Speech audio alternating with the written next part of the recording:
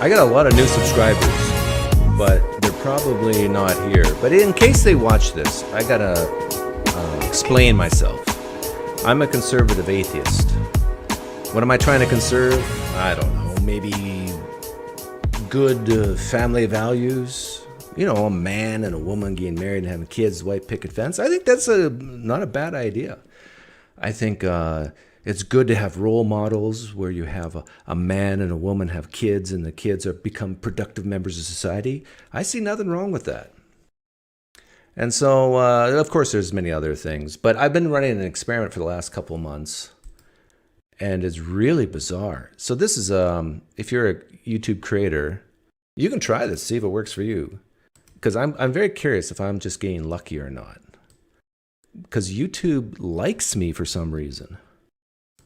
Not sure why. So I'm in month 2 now. What the heck is going on? Well, I can tell you what's going on. I've been creating a bunch of shorts, videos under 60 seconds. Some of them have hit huge, like I got one that's at 1.2 million views. I got several that are over 500,000 views. And my monthly views have skyrocketed and my subscribers skyrocketed. I used to do a lot of videos on religion, not so much anymore. Thursdays is when I still do that. And by the way, if you're a theist, you can call in. I'll put up the link shortly. And if you want to talk about theism, I'm open to that as well. I'm also open up to politics. I'm not sure why people are so apprehensive of talking about religion and politics.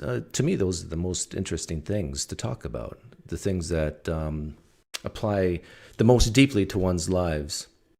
But yeah, it's an interesting experiment of, like, if you watch, if I make a short and then let it sit there for about half an hour, sometimes YouTube will present it to YouTube audiences around the world. Sometimes it won't. And I have not figured out why. Sometimes yes, sometimes no. And when you do see YouTube helping you, it's obvious. I mean, you'll go from, if you watch the analytics, it's just like 30 views, 40 views, 50 views, and then, and it's like 1,000 views, 2,000 views, 3,000 views, and then it crashes down to 30 more views, 40 more views, 50 more views, and then maybe 2 days will go by and it'll just skyrocket. It's totally unpredictable. I have not figured it out, but it's been a blast experimenting with the YouTube algorithms. One thing I saw this morning, these are a bunch of random topics, but a guy wielding a machete who's a legal immigrant from Ecuador was caught today for raping a 13-year-old girl. Crazy, terrible, as Charles Barkley would say. And apparently he's tried to get in like 4 or 5 times, catch and released. At this point, you know, I was raised Mennonite.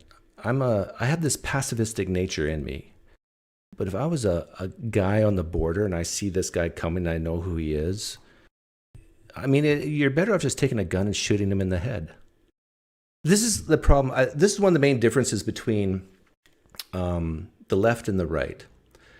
Another reason why I call myself a conservative is because I lean towards personal responsibility, not corporate responsibility.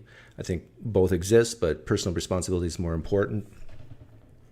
And I think that truth is more important. The seeking of truth is more important than the seeking of someone to feel loved. I think it's more important to figure out what is true than having someone feel good about themselves. And this is a huge difference, I think, between left and right. I think it's also another big difference between men and women. Women tend to be more the nurturing and wanted to, you know, the caregivers. That's why there's so many women who are nurses. That's why so many women give birth and have kids. Yeah, women do that.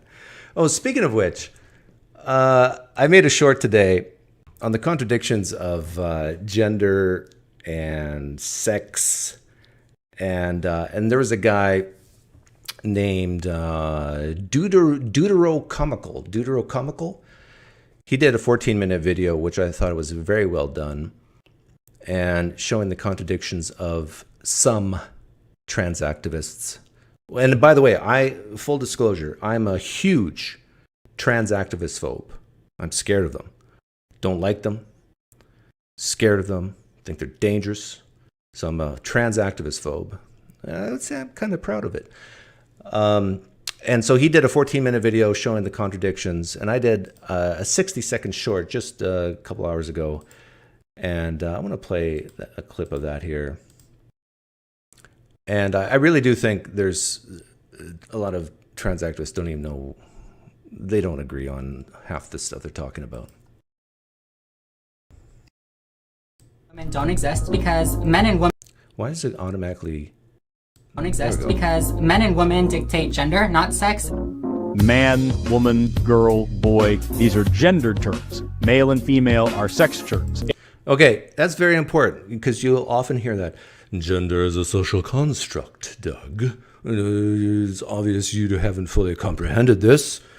When we're talking about what is a man, what is a woman, what is a boy, what is a girl, these are social constructs. And by the way, I don't necessarily disagree with that. I mean, there are many men in the world, but I'm more manly than most of them, right? Of course, you'll agree with that. You got feminine men, you got masculine men, and so forth. And so I don't disagree. But, and I definitely, when it comes to male and female, I don't disagree. These are biological terms. When we're talking about gametes, for those of you in Nebraska, gametes are like the sex cells, which produces the eggs and the sperm. When you talk about those things, we're talking about biology. We're not talking about these social constructs. We're not talking about identity. But listen to what happens here. If you have lots and lots of very small gametes, we call those sperm and we call you a boy. If you we call that a male. have very few big gametes, we call those eggs and we call you a girl. No, we call you a female. Keep your terms right, Forrest Valkai. By the way, he's in the YouTube community that I'm in, and he's an atheist. And so I would appreciate, Forrest, if you would make a video saying, I misspoke there. And then, okay, fine. We all misspeak once in a while. I am honored to serve as the first female 4-star officer. Female? You're honored to serve as the first female? If you truly believe that, then one could say you're delusional. I'm not saying that. Myron, you're saying that? You're saying this person's delusional. No, I'm not saying that. You are. Okay, Myron's my assistant. We got to keep the terms right. This person identifies as a woman, but still is a male. Of the U.S. Public Health Service commissioned corps. This year, Schneider, she made history as the first transgender contestant to make the Tournament of Champions. Now, to be fair, this person didn't claim to be female, but this article did. I'm not a third. I deserve to be a part of the female category. Deserve? Deserve? Where does this word come from? I deserve. By the way, this is part of the reason why a lot of people are trans activist phobes. Because we don't like this deserve word. Especially when it comes to, if it's true that you're just born with these things, these identities. If you're just born male, just born being females out of your control, then in what sense is deserve? I'm female. If you are a transgender male, because you are just as valid as a cis... Just as valid? See, this reeks of neediness. This reeks of weakness. This reeks of being like a child. Gender male, we should simply refer to you as a male. Like this idea that No, you can refer to as a boy or a man, or a girl or a woman. But let's keep our terms straight, shall we? oh, you're not a biological woman. Well, I am a woman. That's a fact. That's a fact. Well, that's an opinion. I am female, right? And I'm pretty sure I'm made of biological Because if I say, no, you're not a woman, is that a fact? No, that's just your wrong opinion, Doug. Well, why can't I say it back at this person? So I'm a biological female. Yeah, you're a biological female. Keep your terms straight. What gametes does your body produce, I wonder? So anyhow, I thought that was fun. Oh, I got to put the link up for people who want to call in and give me grief. By the way, I love getting grief. So if you want to give me grief, call in. That's what makes life interesting. So Whereby is a very safe application. You can call in. It will only ask for your mother's maiden name and the last four of your social security and then your favorite pet's name. Other than that, it's very, very safe. Oh, Mike Rose is here. Yeah, is that the real Mike Rose? And Franklin's here. See, there's a lot of conservative Christians in here right now. Although, Franklin, have you been deconverted? Did I deconvert you? I hope not. I hope you still have the love of Jesus in your heart. So I'll pin that. Oh, and something amazing happened today. For those of you who don't know, there was a congressional hearing on where the COVID virus came from. And it boggles my mind how some people need to push back so hard that, oh, it's a conspiracy theory to say that a lab made it. In my opinion, the default position is that the lab made it until we have strong evidence that it didn't and that it happened naturally. And what do I mean by default position? I mean that it is so, it's such a little claim. It's like me saying, I have a dog. Well, I'm not going to believe that until you show me your dog, Doug. This is how little of a claim I think it is. Now, this is a personal opinion of, what size the claim is. But to claim that, as John Stewart said, read the sign, the Wuhan coronavirus lab, and it happens to have originated in the same area as the lab that studies it. Hilarious clip if you haven't seen it, and I made a short of it. Actually, maybe I should play that now. Where is it? Oh, yeah, here it is. I'm sure everybody has seen this by now.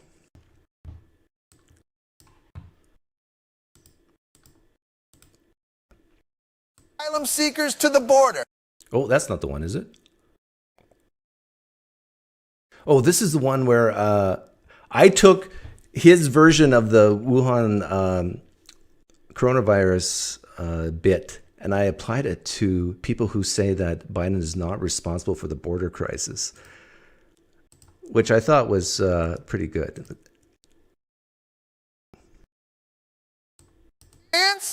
After 2020, there was a surge of asylum seekers to the border. How did this happen? And Dems are like, maybe climate change had something to do with it. And I'm like, no! Biden said he wanted a surge of asylum seekers to the border. If you look at Biden's policies, look at the Trump policies he removed, the Remain in Mexico policy, using I'm seeking asylum as magic words to get into the country. A surge occurred. How did that happen? And Dems are like, maybe the COVID virus had something to do with it. There's a chance the Biden administration caused the border crises. A chance? Yeah. It's funny because some of the comments I've been reading on this short was, oh, look, the lips don't match the audio. Duh. I did that on purpose, and it's kind of next to impossible to match them perfectly because I want people to know this is AI. I'm not hiding anything. But what's his name? Fedor, the guy who goes on Digital Gnosis' channel often, he was kind of upset with me the other day because I made the claim that we have a high influx of immigrants, most of them illegal, in this country because of Biden's policies. And he said, well, you need to give the other side. Like, this is not, you got a blind spot. You're not providing the evidence. Again, this is like one of these very simple, the default position is Biden's policies is responsible for the huge influx. But if you want evidence, I can give you some. And I hope to make a video with him at some point, but he's in Australia, and so the time zones are crazy. But Biden himself has said that he wants a surge to the border. He wants a surge of immigrants to come to the border. He was quoted saying this in a Democratic primary debate in 2019. So we know his intentions. And then we have Mayorkas, who is the Homeland Security guy, bragging of all the policies he removed from the Trump administration, like the Remain in Mexico policy, that if you are seeking asylum, you have to wait in Mexico until your asylum has been approved, that sort of thing. And so we have Biden admitting that this is what we want to do. We want a surge of immigrants to come into this country and then give them a pathway to citizenship, all on tape. And then we have Mayorkas saying we removed a gazillion Trump policies. And then we see a huge spike in immigrants coming across the border, refugees and so forth. And to say, well, you need to prove that Biden's policies, I mean, come on. Like, is there any common sense left on this planet? But anyhow, I made that from this. A chance? You work at the... A chance? You work at the Wuhan respiratory coronavirus lab. How did this happen? And they're like, a pangolin kissed a turtle. And you're like, no, the name of your lab. If you look at the name, let me see your business card. Show me your business card. Oh, I work at the coronavirus lab in Wuhan. Oh, because there's a coronavirus loose in Wuhan. How did that happen? Maybe a bat flew into the cloaca of a turkey and then it sneezed into my chili. There was a chance that this was created in a lab. There's an investigation. Yeah, that was classic. I would put Jon Stewart as a more of a common sense left-winger, sort of like Bill Maher. But of course, I disagree with them on so many things. Oh, we got a caller. The Preacher. Oh, a Christian's calling in. A real Christian's calling in. What a blessing. What a blessing. You know, that's good. The one and very few real Christians out there. See, at least you know the difference. You're a little quiet. You're welcome. Let me see if I can bump you up here. Oh, wait. No, it's on my end. It is? You're welcome. At least you know the difference, man. Of course That's I do. Good. I'm an and it's funny because I bet when you're talking with all the other wannabes and they're talking, I bet you remember the conversation with me and you're like, yeah, that guy would smoke you. That you would smoke me? No, not you, them. Them. Yeah. Yeah, for those of you who don't know, this is a real Christian who cannot sin.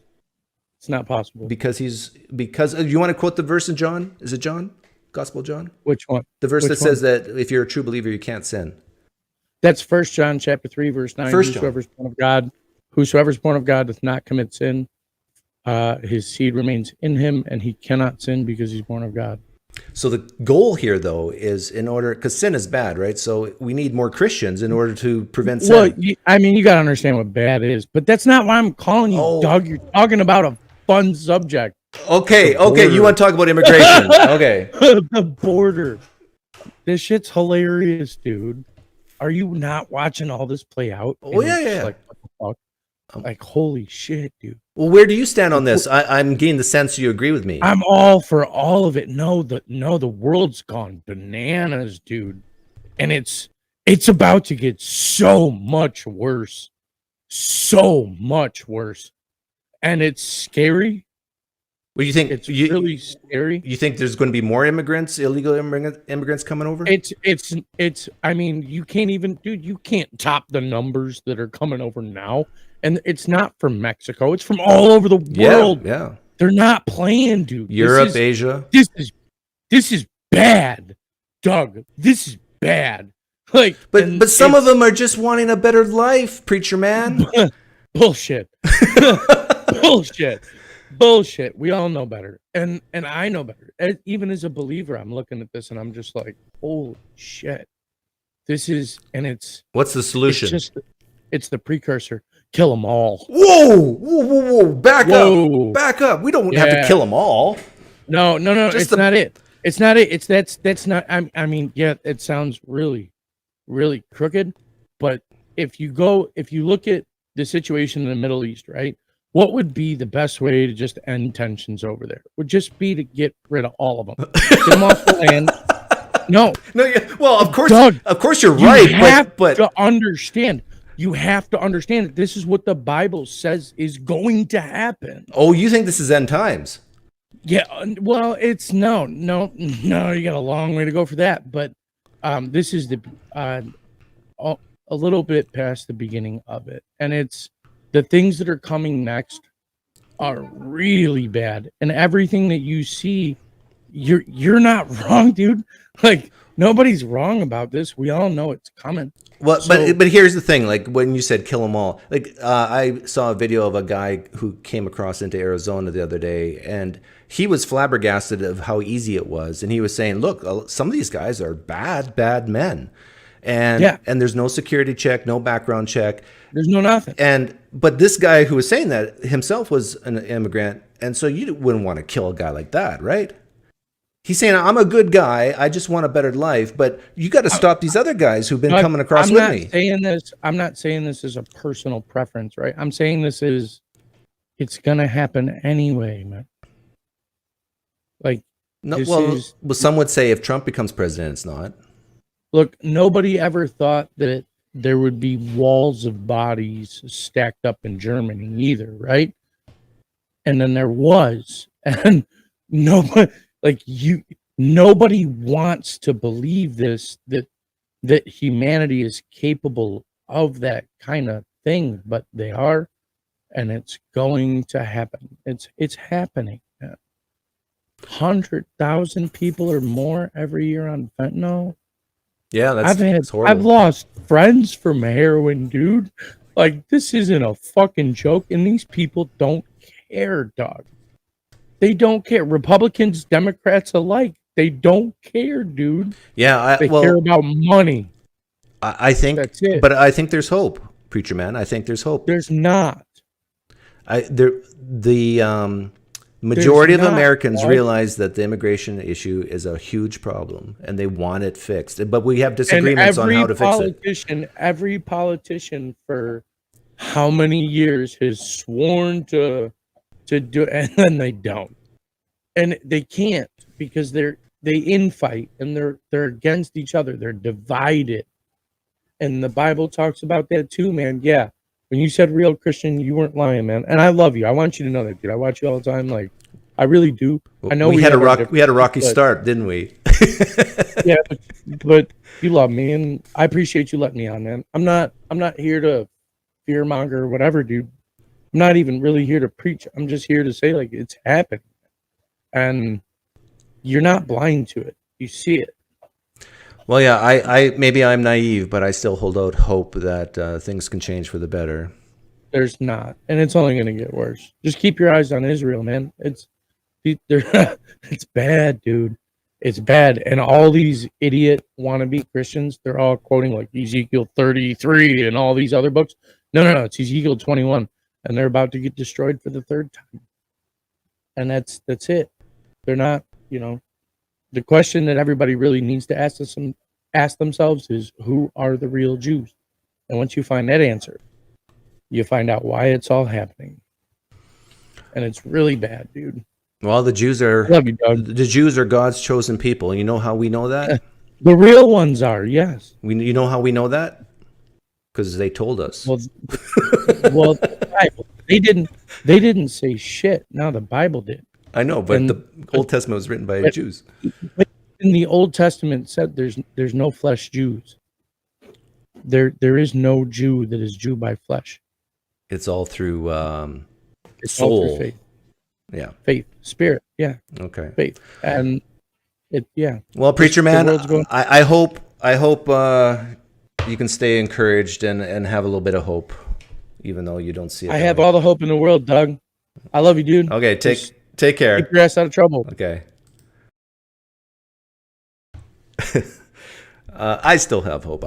Because I look at the 4 years from, let's say, 2016 to 2020. Of course, COVID, the borders were locked down during COVID, but even before then, I think we had a very orderly way. And for people who are new here, I am an immigrant from Canada. I couldn't skate as a kid, so therefore I couldn't play hockey. And so I had a knock on the door when I was about 18, and it was the Royal Mounted Police on their horses, and they said to my dad, "Your son needs to go. He's an embarrassment to our country." So America, which I love, took me in as a refugee and my wife. And we fought it for many years. So when I was 26, we finally said enough is enough. We got to seek refuge. But we did it the right way. We did it the legal way. And I had to, at times, show bank balances when I crossed from Canada into the United States to show that I wouldn't be a burden to the American people. I had background check after background check, to even background check my family. I got vaccinated when I was a kid, and then I had to get revaccinated because I lost the records.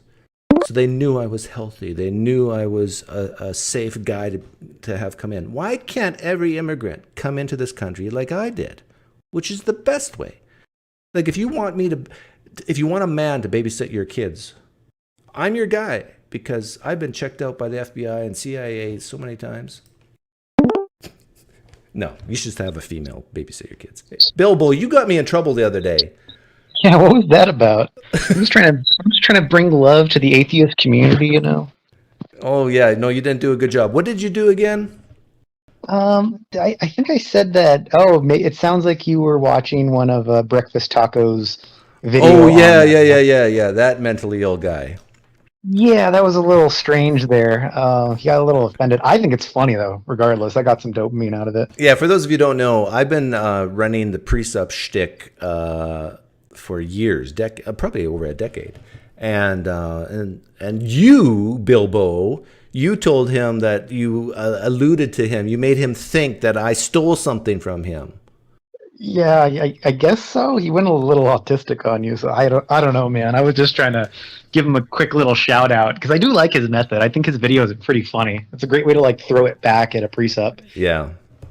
Actually, I am a foundationalist, so it's not a shtick. Like I do believe that you need a starting point, and that starting point, I think, for naturalists like myself, is nature. Is that the universe exists? It has the properties it has. You can't ask why. You can't ask what. But it's just that's your starting point.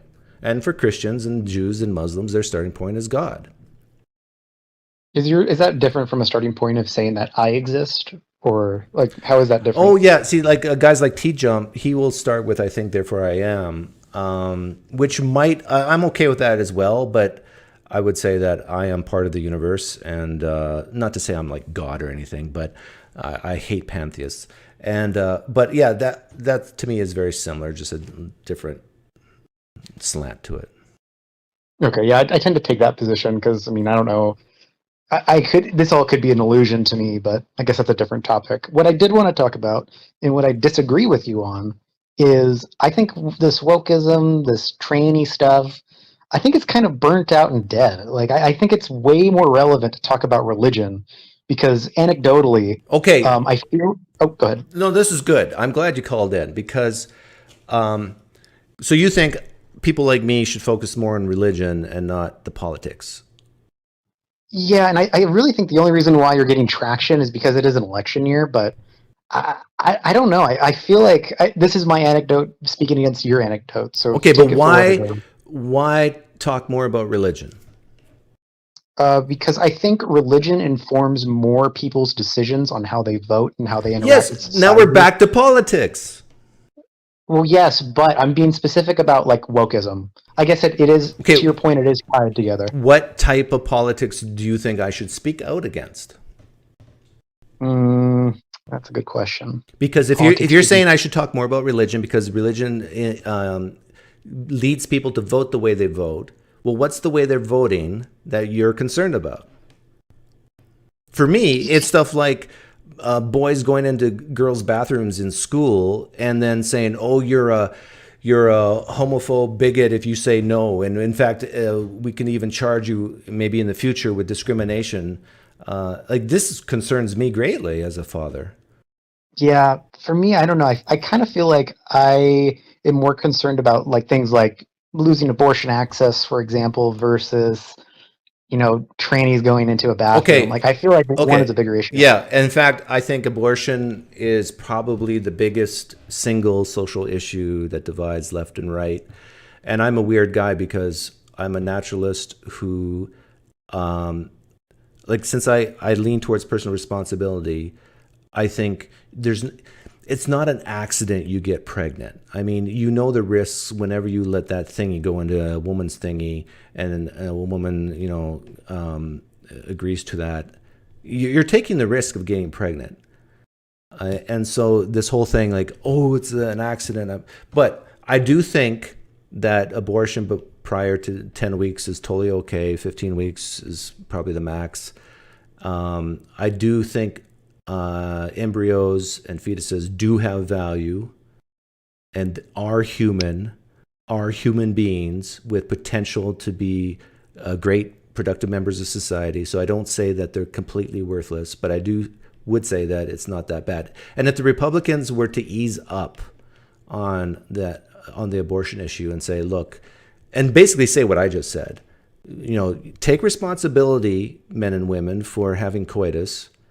In other words, especially if you're very young and you're very poor, don't have that type of sex. You can abstain from that type of sex. There's other ways to have sex, and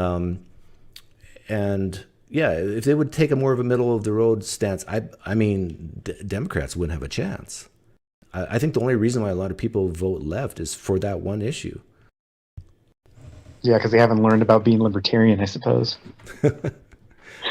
but yeah, I mean, I agree with your points. I mean, regarding abortion, I mean, I feel like my views line up very similarly to yours, but I don't know. To me, I feel like that's probably one of the main reasons why I want more people to be less religious. I also see value. I feel like there's also a big shift towards overlooking scientific truths, like learning about evolution and maybe how we got here. I find value in that. And I feel like many cases of religion preach against that. Yeah, and I'm glad you brought that up too, because with this lab leak thing and with even with the transgender issues, people will often quote, well, the consensus of science says this, right? But my stance on all this, even when it comes to evolution, is true science, real science, questions the experts, questions the consensus. We ought to continually question. There's nothing wrong with questioning and challenging, and even things like evolution. As a naturalist, I have no problem with someone saying, I think evolution is wrong and here's why, and run the tests, do the experiments to disprove evolution. That should be lauded and praised. And for anyone who thinks that we got evolution completely figured out, I mean, they're wrong. There's many. Agreed. Yeah. Agreed. And so I believe in the basics of evolution, that we evolved from a common ancestor. But even then, for those who don't believe that, for 99.5% of people, it doesn't matter if they believe it or not. I mean, it's not a real issue that affects people's lives unless you become an evolutionary biologist. Now, I would disagree with you here, because I think what religion does is it reinforces this, it's okay to not question things. And I think that's the true danger of what religion is. And that's why it's not just not believing in evolution, it's not being able to determine that your position is mistaken. I think that's the most dangerous thing. Yeah, I agree with you. Yeah, and wokeism also teaches. Yeah, I agree with you that religion does tend, some versions of it anyhow, and tend to say you just have to accept it. The Bible says so, so therefore I believe it. Yeah, I'm against that too. But my point is I'm making is that even atheists suffer from that as well. They've replaced religion, the holy book, with science, and that's a huge danger in my view. They have treated consensus and experts like their new god, our gods. And you ought to question them. Just because we have many examples in history where the consensus was flat out dead wrong over and over and over again. And so I think it's So I would say to the theist, question your holy book. It's okay. And I would say to the atheist, question science. It's okay. Or question the consensus, question the experts. It's okay. But for a lot of people, theists and atheists alike, they're unwilling to do this because of anxiety issues and cognitive dissonance issues. I mean, if we can't trust the consensus of experts, then who can we trust? And my whole life is unstable now. Yeah, and that's the other thing too. Maybe it is just people's anxiety, people's need for hope, meaning, and purpose that drive them towards these conclusions. That could very well be it. I have one last hypothesis. I'm going to throw it out here before I go. I did see a study saying that COVID led to a decrease in IQ in some people, and I kind of think we're going to get more religion because of this. Low confidence on this estimate, but I could see in 5 years, I think there could be more religiosity due to people maybe becoming stupider. This is a crazy hypothesis, I know. Okay, yes, it's a crazy hypothesis, but my biggest pushback against that, it shows what's inside you, that statement. What's that? You think theists are stupid. I think there's evidence to show that IQ is negatively correlated with religiosity. Yeah, I've seen those studies, but I would say that I can point to the smartest people on the planet, the highest IQ people on the planet, who are theists. I'm talking averages here. I'm a statistician. I don't care about outliers. Yeah, and even then, I question. You should question that as well. Do you think I used to be a Christian? Do you think my IQ got higher when I became an atheist? No, I think because of your IQ, it allowed you to question your beliefs better. Okay. And I think over time that led you away to it. Okay, so you're saying the fact that I became an atheist is evidence I had a high IQ.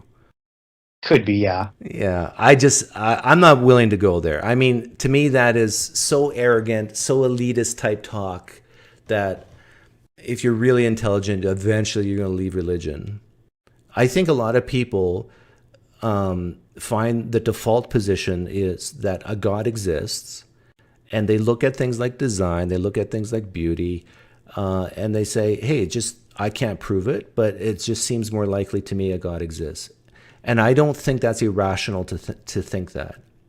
I don't think they have adequate and sufficient justification. I think, my presupposition of the universe is that's just the way it is.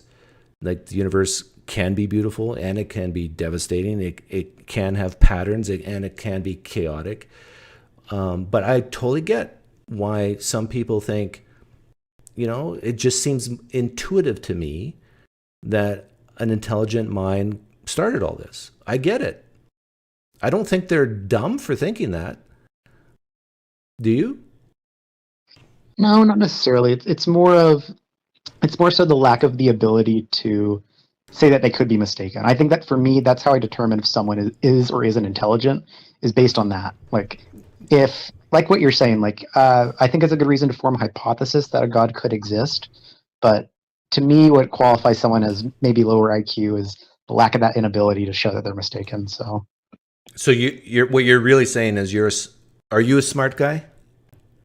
I think I'm if I looked at the distribution, I'm probably a little bit above average. I think maybe a little bit. Can God exist? Yes. Okay. Well, yeah, okay. What would convince you that God exists? Pray to this deity. This is some sort of novel testable prediction. I tend to take a T-jump. Water soap napkin, standard. light it on fire. That's my favorite. Yeah. I've done that a lot of times. Or I also tell them I have a 10-digit number written down. Some sort of supernatural low probability event, I think would be something that would increase my confidence this deity exists. Oh, we never really resolved the first thing you said. What was that? You basically said I should stop talking about trans issues. You could. I just feel it's more impactful to talk about religion because I feel religious ideology informs more decisions than trans ideology. So I think that's why you should focus on it more. Yeah. Thing is, it's so boring to talk about religion. It's so boring to talk about trannies. Just use their bathrooms. They're way better anyways. Trannies? You're not supposed to say trannies, are you not? You're not supposed to I know. use it. Yeah, yeah. You're so insensitive. I know. I've been watching you for too long. Are you a parent? I'm not. Okay, that's probably the reason why I think you and I disagree on this. Really? Yep. Why is that? When you become a parent and you have, especially a daughter, or son too, and things like bathrooms, sports, things like even if your child were to say that they're trans and you don't use their preferred pronoun, this is not happening in the United States, but it is happening in Canada, where there's examples of someone having their child removed from their home because they don't use the preferred pronoun. Like, this is scary stuff for a parent to think about, that their own child can be taken from them merely because they don't agree with the identity that the child espouses. It's very scary. Yeah, that's interesting. I mean, that could be why I don't see it as too much of an important value, because, like you said, I don't have kids, going to school, public schools, or anything. So, like, do you think creationism should be taught in school? No, definitely not. Okay, and the reason I think I agree with you, and the reason why you say this is because there's not sufficient evidence for creationism, right? It is that, but it's more so it teaches this ideology of, this is the answer, we can't be mistaken about that answer. That, to me, is the scariest thing. Okay, see, and for the same reason, I don't think trans issues should be taught in school. There's zero evidence for it, that someone is actually born in the wrong body. There's zero evidence for that. And plus, it teaches an ideology that I think is harmful. So for the exact same reason you would say I'm against the teaching of creationism, I would say you should not bring up trans issues, definitely not in elementary or junior high. Maybe you can start talking about it in high school. But even then, you see the parallel I'm making? Yeah, no, I kind of see what you're saying. Do you agree with that? Yeah, I think I agree with that. I don't really have any... I do think that teaching it is a problem. I guess I just don't think that it's as big of a problem as maybe you see it, but that could be because they don't have kids, kind of like what you're saying. Our value systems are different. Well, yeah, and that's subjective of how big of a problem it is, but based on polling on certain questions, I would say it's still 15 to 20% of the left. What? Mm-hmm. I don't know. I mean, I don't really know what I'm going off of anecdotes here. Subjectively, around my late 20-something, early 30-something friend group. I think there's a good question to base that on is should trans should men play in sports with women? I think in fact, it could be more than 15%. 69 or 70% of the U.S. is against that. And I think some people say, I don't know, but it's like 15, 20% say, yeah, sure. And to me, that is a good indicator of the level of crazy wokeness that is in our country. You see, if that percentage went over 33%, maybe a third, I think then I'd probably hold more concern for it. Okay, but my level is 3%. Yours is 33%. Yeah. And so I'll continue talking about trans if I want. Fair. Okay. That's fair. Thanks, Billbo. Love the show, PineCreek. See ya. Bye.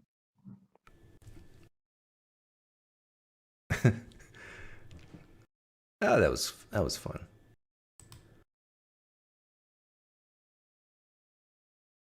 Room's open.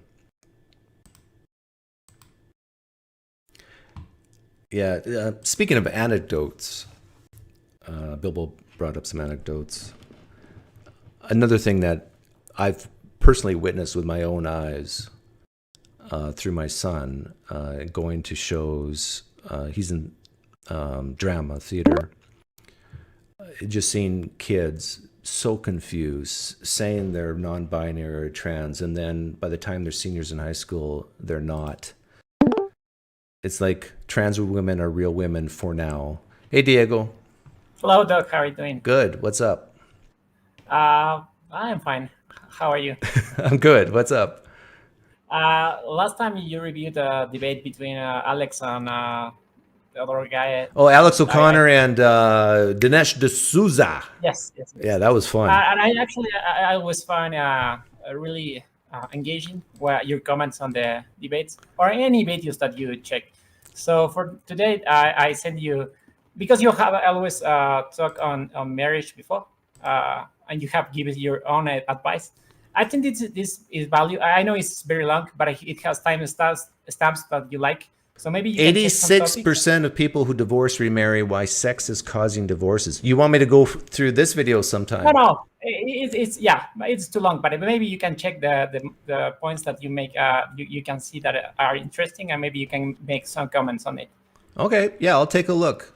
If you find it interesting, obviously. Okay, thanks, Diego. That's great. Thank you very much. Bye. Have a great day. The divorce expert. 86% of people who divorce remarry. Oh, I can believe that. Why sex is causing divorces. Yeah, there's some research that says if you have sex before marriage, the probability of your marriage lasting decreases. I haven't looked at that study.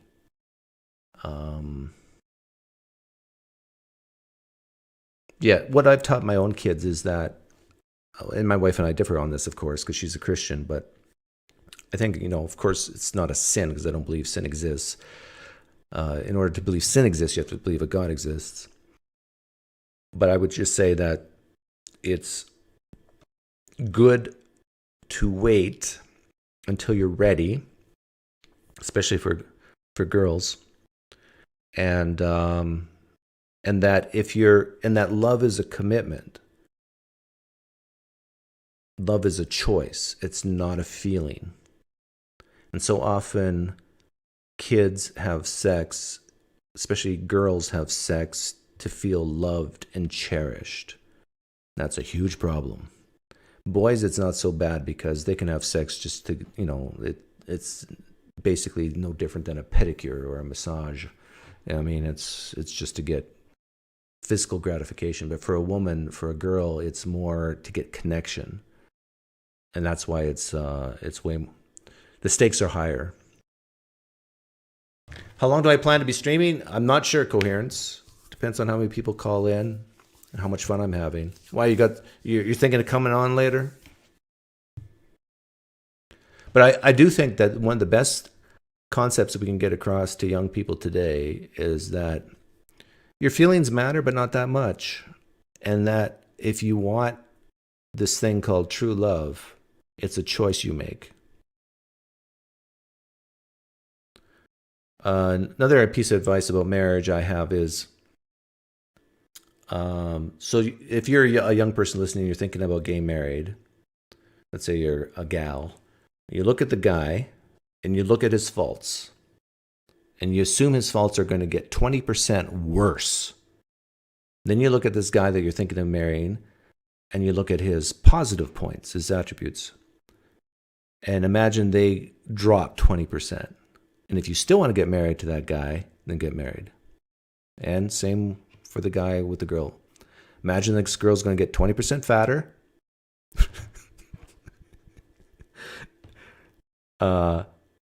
And her niceness is going to get 20% worse. You still want to marry her, then you marry and commit.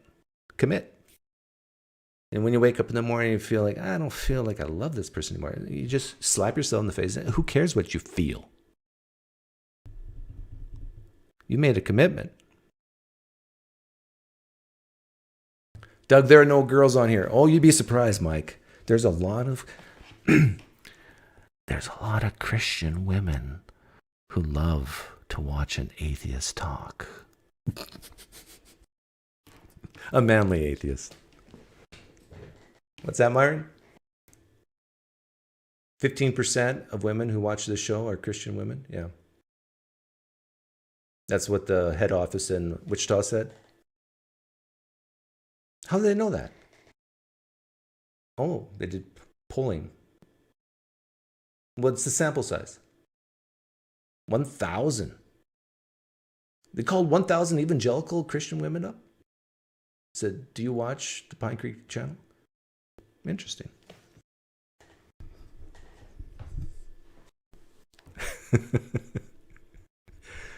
Room's open if anyone wants to call in. Just click the thing on the top. Oh yeah, hard evidence. Do we have hard evidence that the COVID virus came out of that Wuhan lab?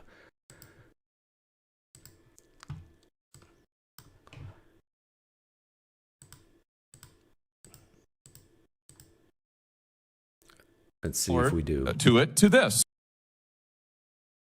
I really can't think of a plausible natural scenario where you can get from the bat virus or one very similar to this. I'm quoting you. I just can't figure out how this gets accomplished in nature. It's stunning. Of course, in the lab, it would be easy. Well, of course. I don't want to put words in your mouth. So, I mean, a lot of these are assumptions that you're making, not hard evidence. The hard evidence is the incidence of the features of SARS-CoV-2 can individually be looked at in nature.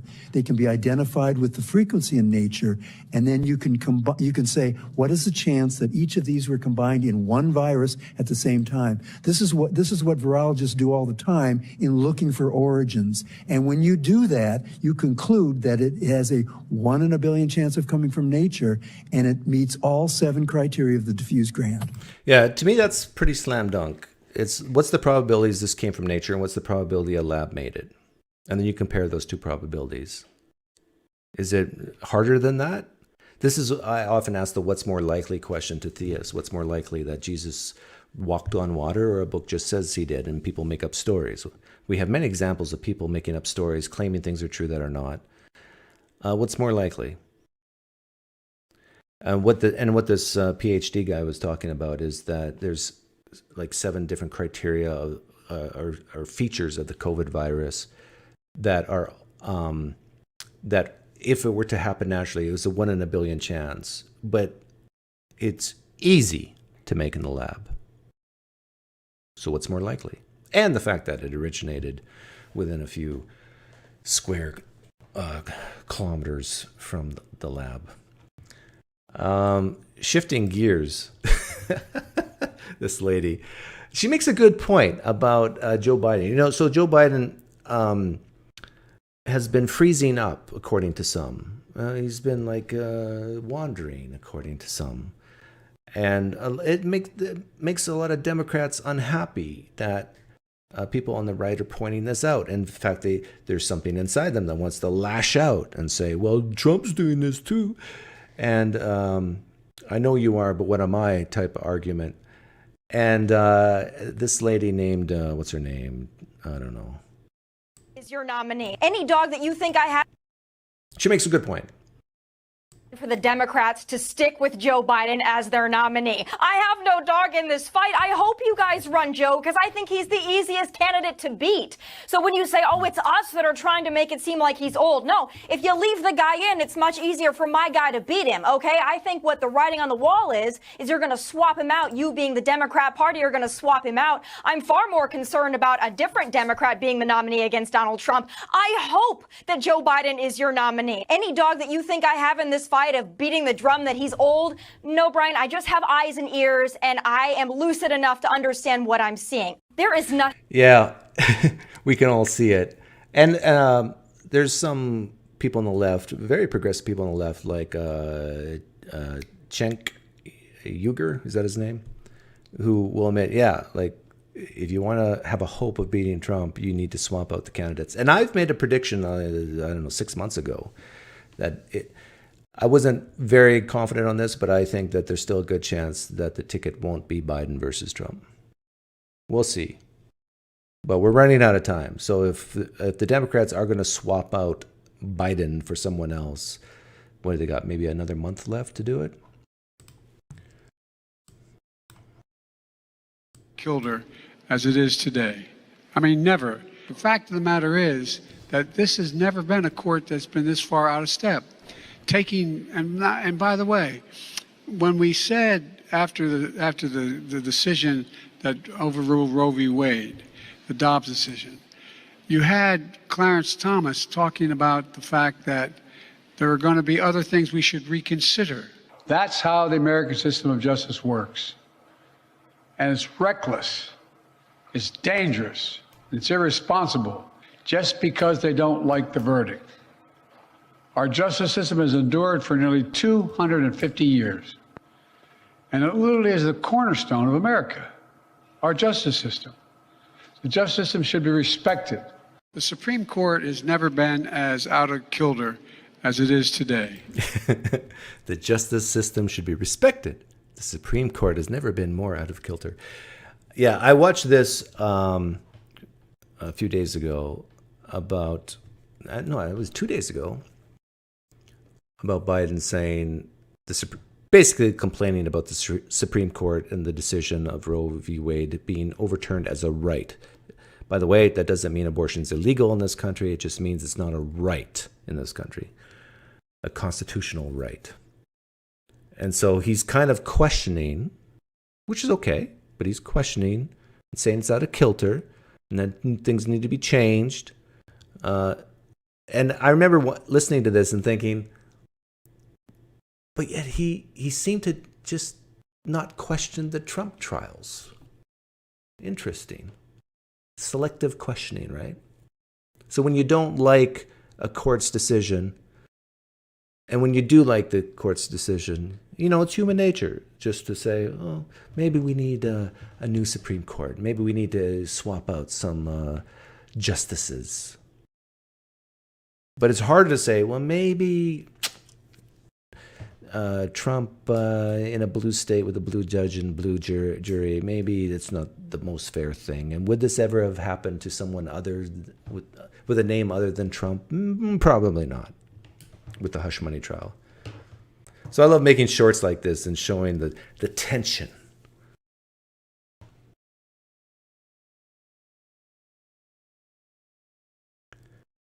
Feel free to call in if you disagree. I know some of you out there do. And that's okay. Oh yeah, I did a Father's Day short on why fathers are important. Yeah, I'll play that.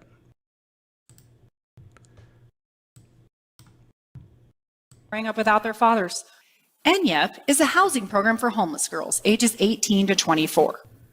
As board president of this small charity, I've been closely involved and gotten to know the girls and their tragic stories over the years. Hundreds of otherwise homeless girls have come through our program. Their backgrounds and what they have endured would haunt you. Do you know the one thing all of these girls have in common? They all come from fatherless homes. Oops. Children from fatherless homes account for 90% of all homeless and runaway kids, 71% of high school dropouts, and 63% of youth suicides. The data unequivocally tells us fathers are vital, and yet laws and society undervalue their importance, making it harder for them to be in their children's lives. Yeah, the patriarchy is horrible, right? But yet the evidence shows that when it comes to family patriarchy, having a father in the home, you get better outcomes. I think this is devastating to some people on the left to hear this. But single mother homes are not good. Now, I had a single mother comment on this short that I made, and I felt for her. I felt sorry for her. She told the story of her husband at the time not being a good guy, and I get it. Like, there's bad guys, and they should be punished, removed from the home in certain circumstances. But as Billbo pointed out, on the averages, homes where the fathers are involved in their children's lives, where they're even just present, those homes will have, on average, far better outcomes than homes of a single mother home. Even single father homes do better than single mother homes. How a child turns out in society is dependent on the father more so than the mother. And yet, men, you hear these concepts of toxic masculinity. Well, for you woke progressives out there, we need more toxic masculinity. I'll phrase it that way just to give you some shock value. Because that will lead to less rapes, less murders, less dropouts, less welfare. Hard pill to swallow. But it's true. Truth hurts sometimes.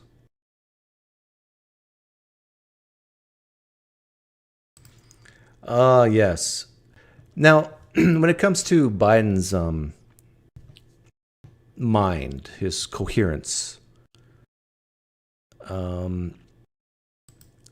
I listened to his State of the Union speech, at least some of it, and I thought he did a very good job as far as being coherent.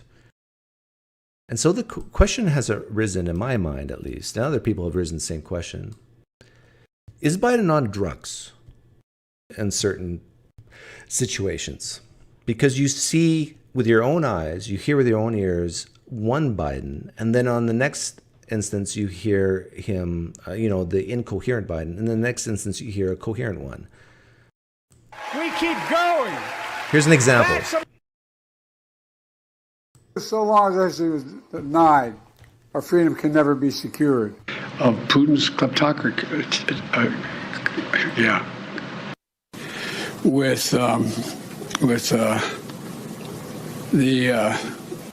here's what drives the driver in the states that are affected. We're created by you know the thing. Okay, and did you notice in this clip here? So I did background sounds of Biden just mumbling and slurring. But look what happens here.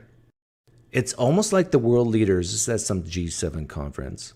So Biden is with them, then he walks away like he's literally an Alzheimer's patient. And I think she's the president of Spain, prime minister of Spain. Now watch what happens here.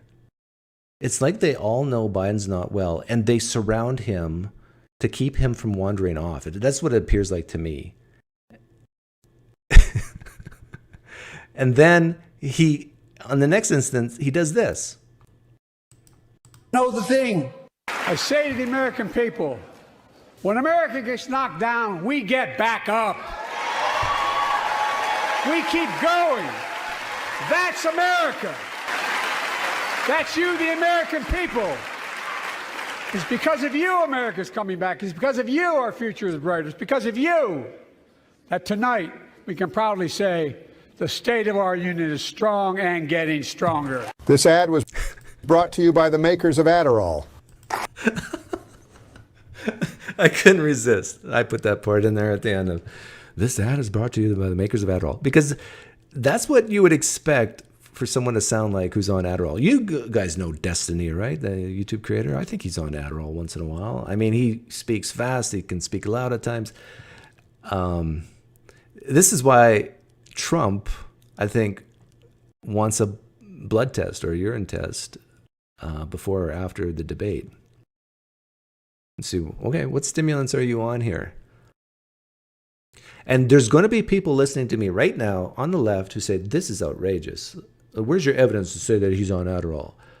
I have none. Other than that, I see Biden, the two faces of Biden. And I'm trying to explain this. And what does it hurt? What would it hurt to have a drug test of Biden? An independent, have both left, right, independents, whatever. A blood test before the debate to see if he's on some type of stimulant. Other than, just coffee.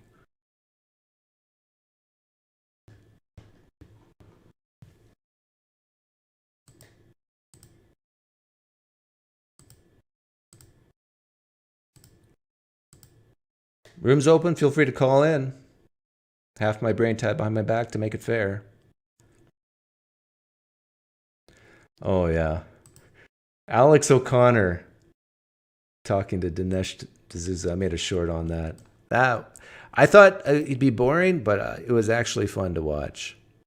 Contradiction. Yep. And I'm like,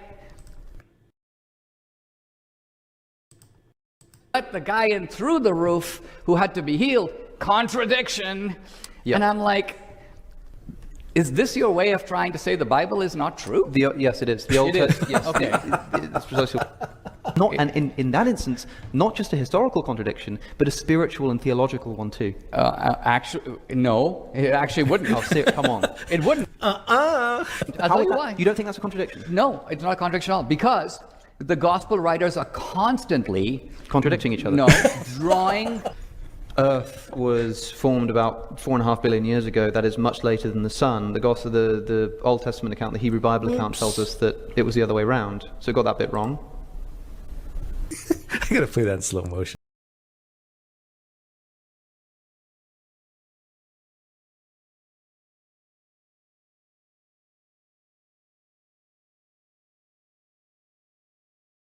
But yeah, that was a fun debate to watch. If you haven't watched it, like I think even Christians admit that Dinesh did a horrible job there, bringing up Genesis 1:1 as some type of evidence. Like how could the author of Genesis know that our universe had a beginning?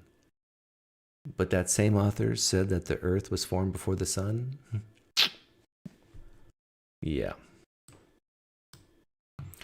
Yeah, I get great stuff from Jon Stewart. Jon Stewart is of the pickup truck.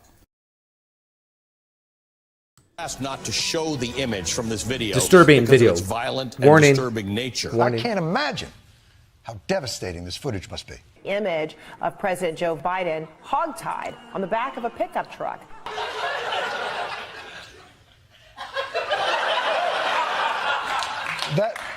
That's what was so disturbing and dehumanizing.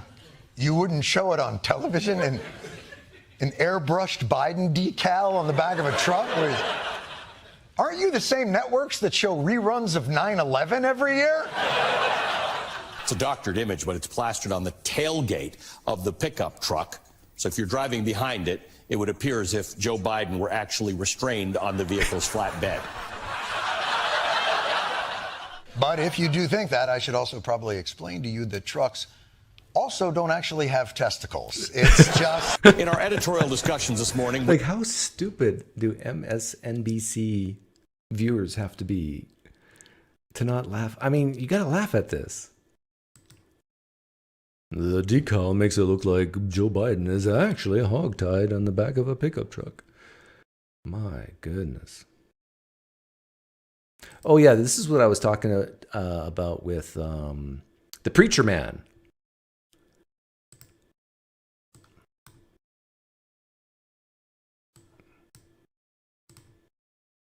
There we go. Completely true. Yes. How much? Around 10,000. 10,000? Yes. In fact, the American people is right. Completely true. Who come into this country, they don't know. Well, okay, I'm good, but how if they're not good? How they're killer, psychopath, else? No guarantee of that. Why, like no security, no security check, no background check. No security check, no background check. You're worrying about who's crossing the border? Yes. Of course, me, because I'm like, people are not look normal. Robbery is up over last year, 35%. New York. Car thefts are up 51%. Larceny up 29, nearly 30%. Retail theft, which is a concern that the Assemblywoman expressed to me, up 60%. And then you have assaults that are up roughly 50%. Yeah, look at this.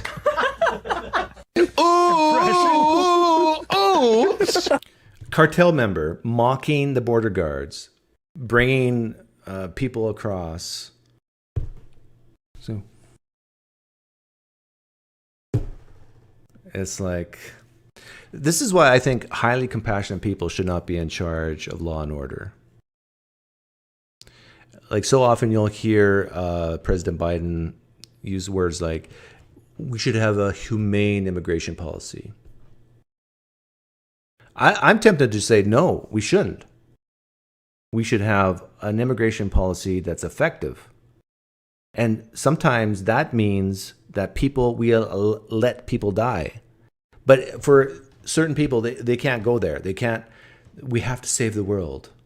You can't save the world. You can't. We live... Here's an argument against Christianity and Judaism and even Islam, I guess. Our world is crappy. There's going to be people born in poverty and die horrible deaths. There's going to be wars where innocent people are going to get killed. You cannot think that that at least in the snap of a finger, you're going to change this utopia and create a utopia world. It's not going to happen.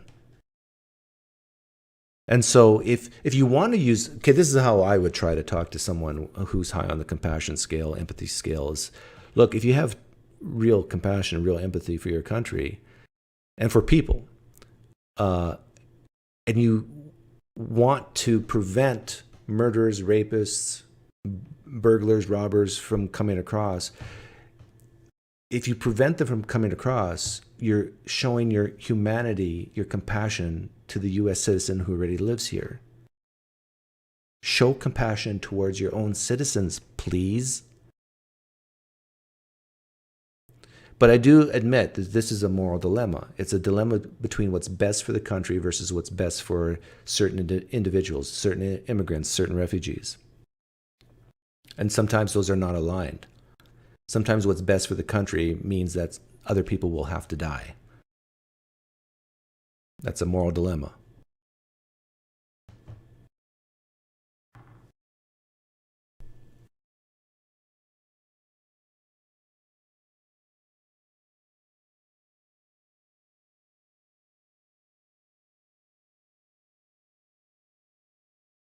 So anyhow, there's a sampling of some shorts I've made this past week. I probably average 2 shorts a day. And it's fun.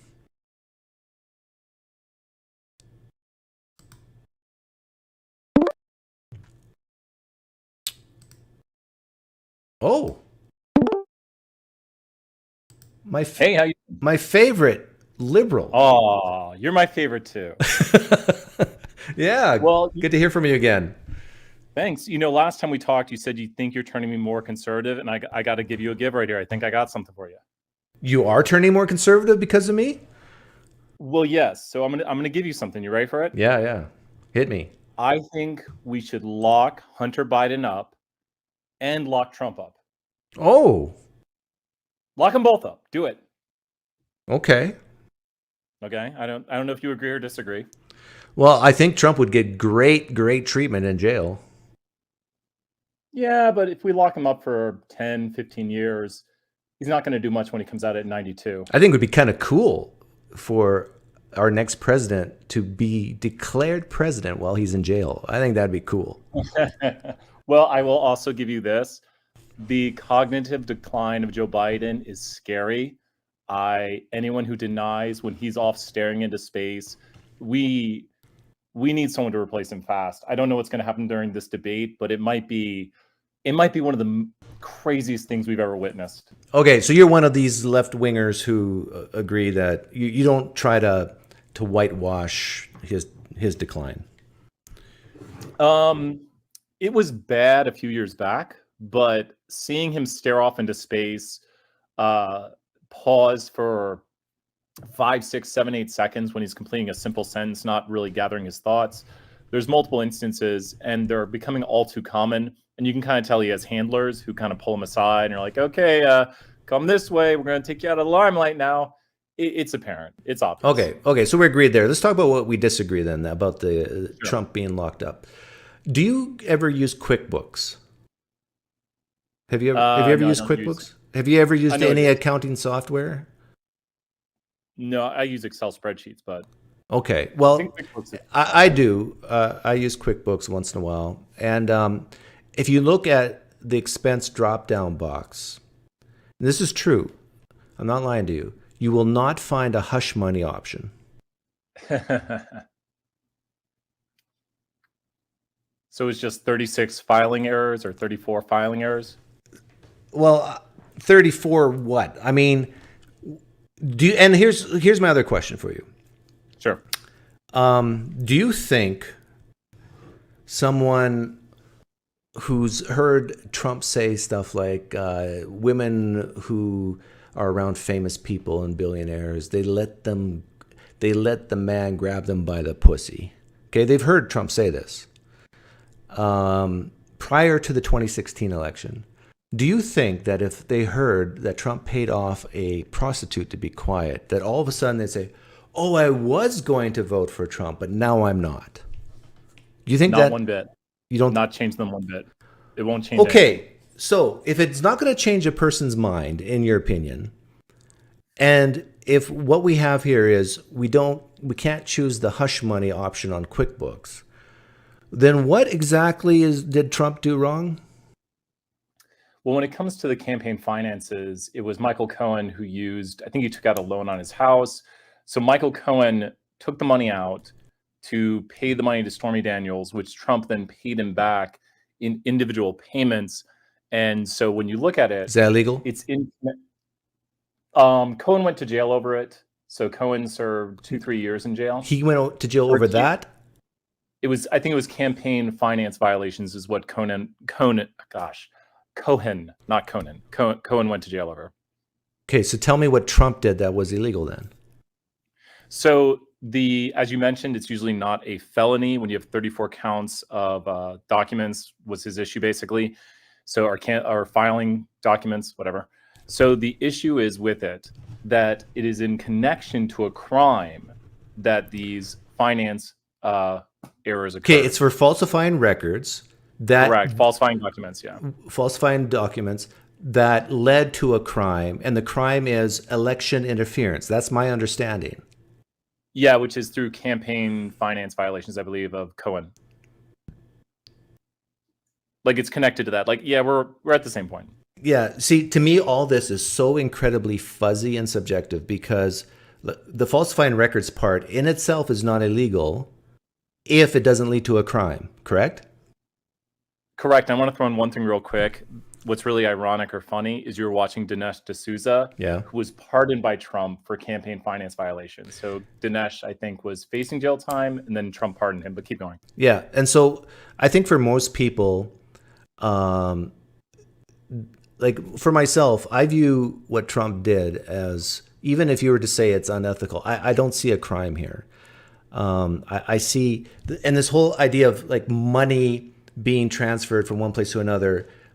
When you have lots of money, and it's so easy to say, like, take the United States as general fund. Like, is that portion just for paying off Social Security, and this portion is paid off is used to pay off Medicare? And you don't think it's just like, that's not how the world works. You don't have a lockbox like Al Gore said of, oh yeah, here we put in money just for this purpose, and here we put in money just for this purpose.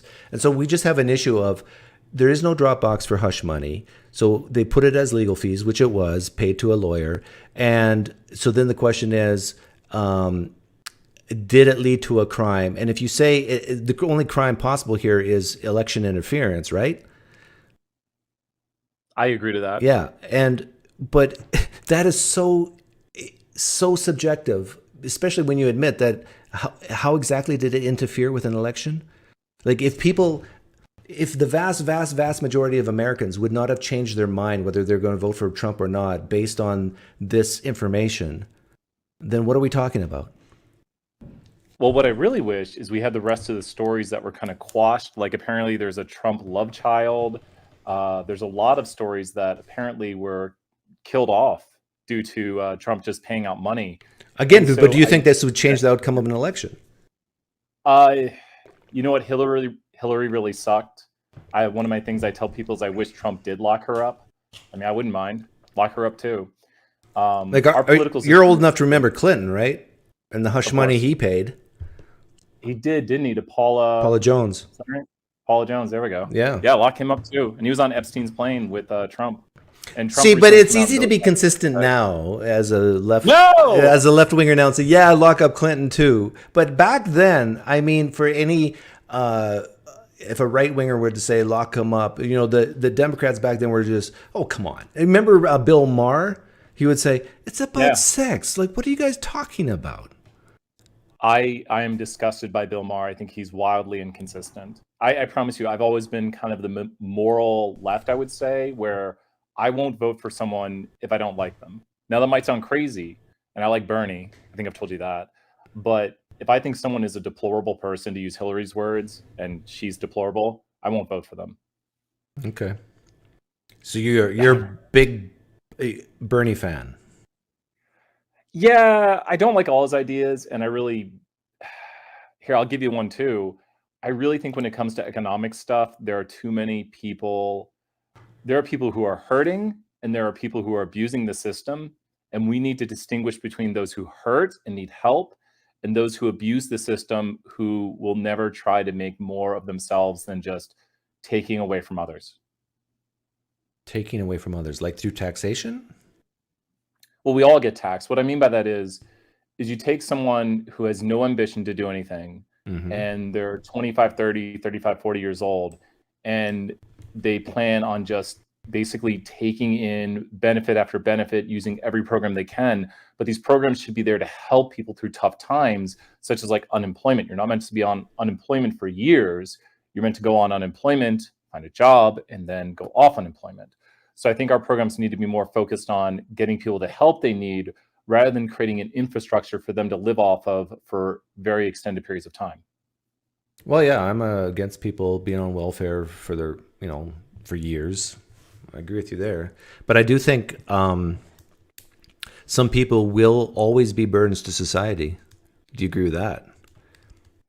Yes, and the people who are hurting, like if we have someone who has mental disabilities or physical disabilities, they should be allowed to exist, and we should help that person exist. And that's what I meant by people who are hurting. Okay, so you're against eating them.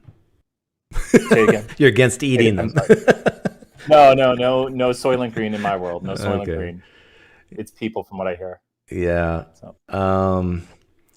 Let's get back to Trump here for a second. What do you think is worse, what Hunter Biden did or what Trump did with the hush money case? Hunter Biden's on charges for his gun, right? Yeah, for lying illegally. Yeah, for being an addict and getting a gun. You want addicts in this country to have guns? I don't. I think it's a scare word. Truthfully, I'd probably put them on the even playing field. I don't think either are violent crimes. They could lead to violence. See, I think Trump. I even go to alcohol. Like, if you are an alcoholic, I don't think you should have a gun. How do we figure that out, and how do we measure it in society? Whether you're an addict? Well, alcoholic, because like someone could say you drink twice a month, you're an alcoholic. You got drunk, you're an alcoholic. It's a vague term. Yeah, I understand. I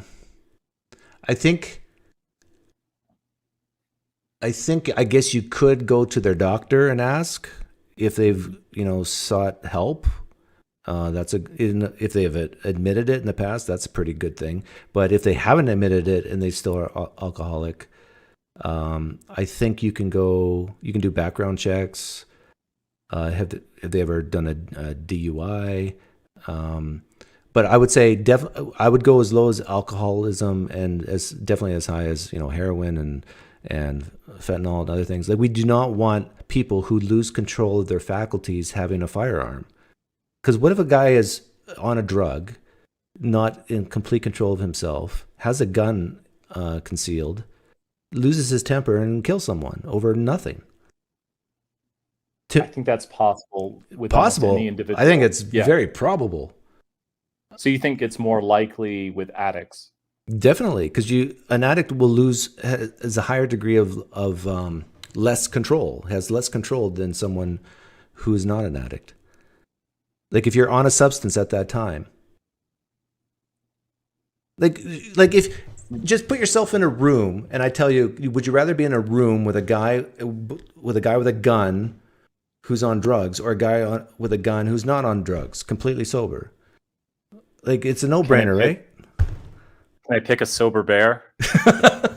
Okay, you got it. But let me ask you this: we played a game a long time ago, and let's use it. Well, let me wrap it up. The point with that thought experiment is, in my opinion, what Hunter Biden did is 100 times worse than what Trump did. And I'm just asking you, do you agree? No. Okay. Well, we played a game a long time ago, and we can end on this right here if you want, where one of us gave two ideas. Do you remember that game? And then you had to pick one of the two. Like, even if you didn't like it, because I was going to throw you two ideas on this. Okay, so idea number one is both Trump and Biden get jail time. And let's say 20 years, because that's going to be rather detrimental on at least one of them. They both die in jail. Or Yeah, so there you go. I don't know. You live to 100 sometimes. Or neither get jail time. So you have to pick either they both get jail time or neither get jail time. Neither. Okay. I don't know if you want to hit me with you have to pick one of these. I'd throw them both in jail. What would you throw Biden in for? The Hunter Biden? Oh, you did Hunter. I thought you meant Joe. Yeah, no, I wouldn't throw Joe Biden in jail. No. Well, one can make an argument like, well, I don't. We'd put him in jail and he wouldn't even know where he's at. He'd ask where's his pudding. You know. Did you know that Joe Biden's been accused of rape? I know plagiarism on Biden. What's the rape allegation? Oh, what's her name? But yeah, a woman has come forth years ago claiming that Biden raped her. I didn't read about that in March. And you know the Me Too movement, believe all women, right? Well, no, I agree with this. And I think Destiny's had some good points on it, that you believe them, you listen to them, you believe what they're saying. Tara Reid. Yeah. It came out during 2020. I haven't read up on this. I think I do remember it now that we've said the name. And I don't know. I'd have to read up on it to tell you more what I think. But it's a strong accusation, and who knows? So if a woman accuses a man of rape, we don't automatically believe them, correct? We listen to them. We don't say that they're wrong. And then I think some people say trust but verify. Right. We look at the evidence. Yeah, trust but verify. Right. So we don't automatically believe that they were actually raped by that man. You don't say everything they're saying is 100% true, but you don't say this is false, and you don't go about trying to immediately discredit them. You say, let me look into this, as I said right there, like I'm going to look into this, see what I think. So you still have that feel sorry for ism in yourself. I can tell you just I can understand, like, if your own mother or sister or daughter comes up to you and says, Dad, I was raped, you're going to believe your daughter. I understand that. But 100%. As a society, if a woman claims a man rapes her, you do not automatically believe her. When I say automatically, I mean you don't judge her to be correct. And you don't judge her to be false immediately. Correct. Yes. Yeah, exactly. Okay, I agree with you on that. I'll agree with you there. Okay. And you know what? It is really scary, especially with. Did you hear what happened with George H.W. Bush, especially in later years, where he's getting really grabby? But that could have been old age. Yeah, what is it? Is that something I have to look forward to? That as I get older, I'll start grabbing women more? Like, is this what's going on? Yeah, there was issues, but there's a lot of inappropriate things, especially when you look at like Matt Gaetz. Anyways, if you want to segue into something else, or I still think I can convert you to conservatism. Go ahead. Do it. Yeah, because I think there's some core principles about being a conservative that I think you cherish and agree with, and one of those is personal responsibility over corporate responsibility. I do agree on that. Yeah, and that's the hook. You know, if once you're hooked onto personal responsibility, like even the January 6th thing, there were as many people who went out who loved Trump, who listened to him speak. At the Capitol, what wasn't at the Capitol? Was that, what do they call that big tall thing? And then went to the Capitol, walked there, and decided not to go in, not to cause any problems or violence, who were very peaceful. And then there was others who were like schmucks and caused trouble and broke glass and all that sort of thing, did terrible things. And then you have to ask yourself the question, they both love Trump. One did illegal things, one didn't. Mm-hmm. Do we, and so many people on the left blame Trump for the person who did the illegal stuff and terrible stuff, but they don't praise Trump for the person who did the legal things. Why?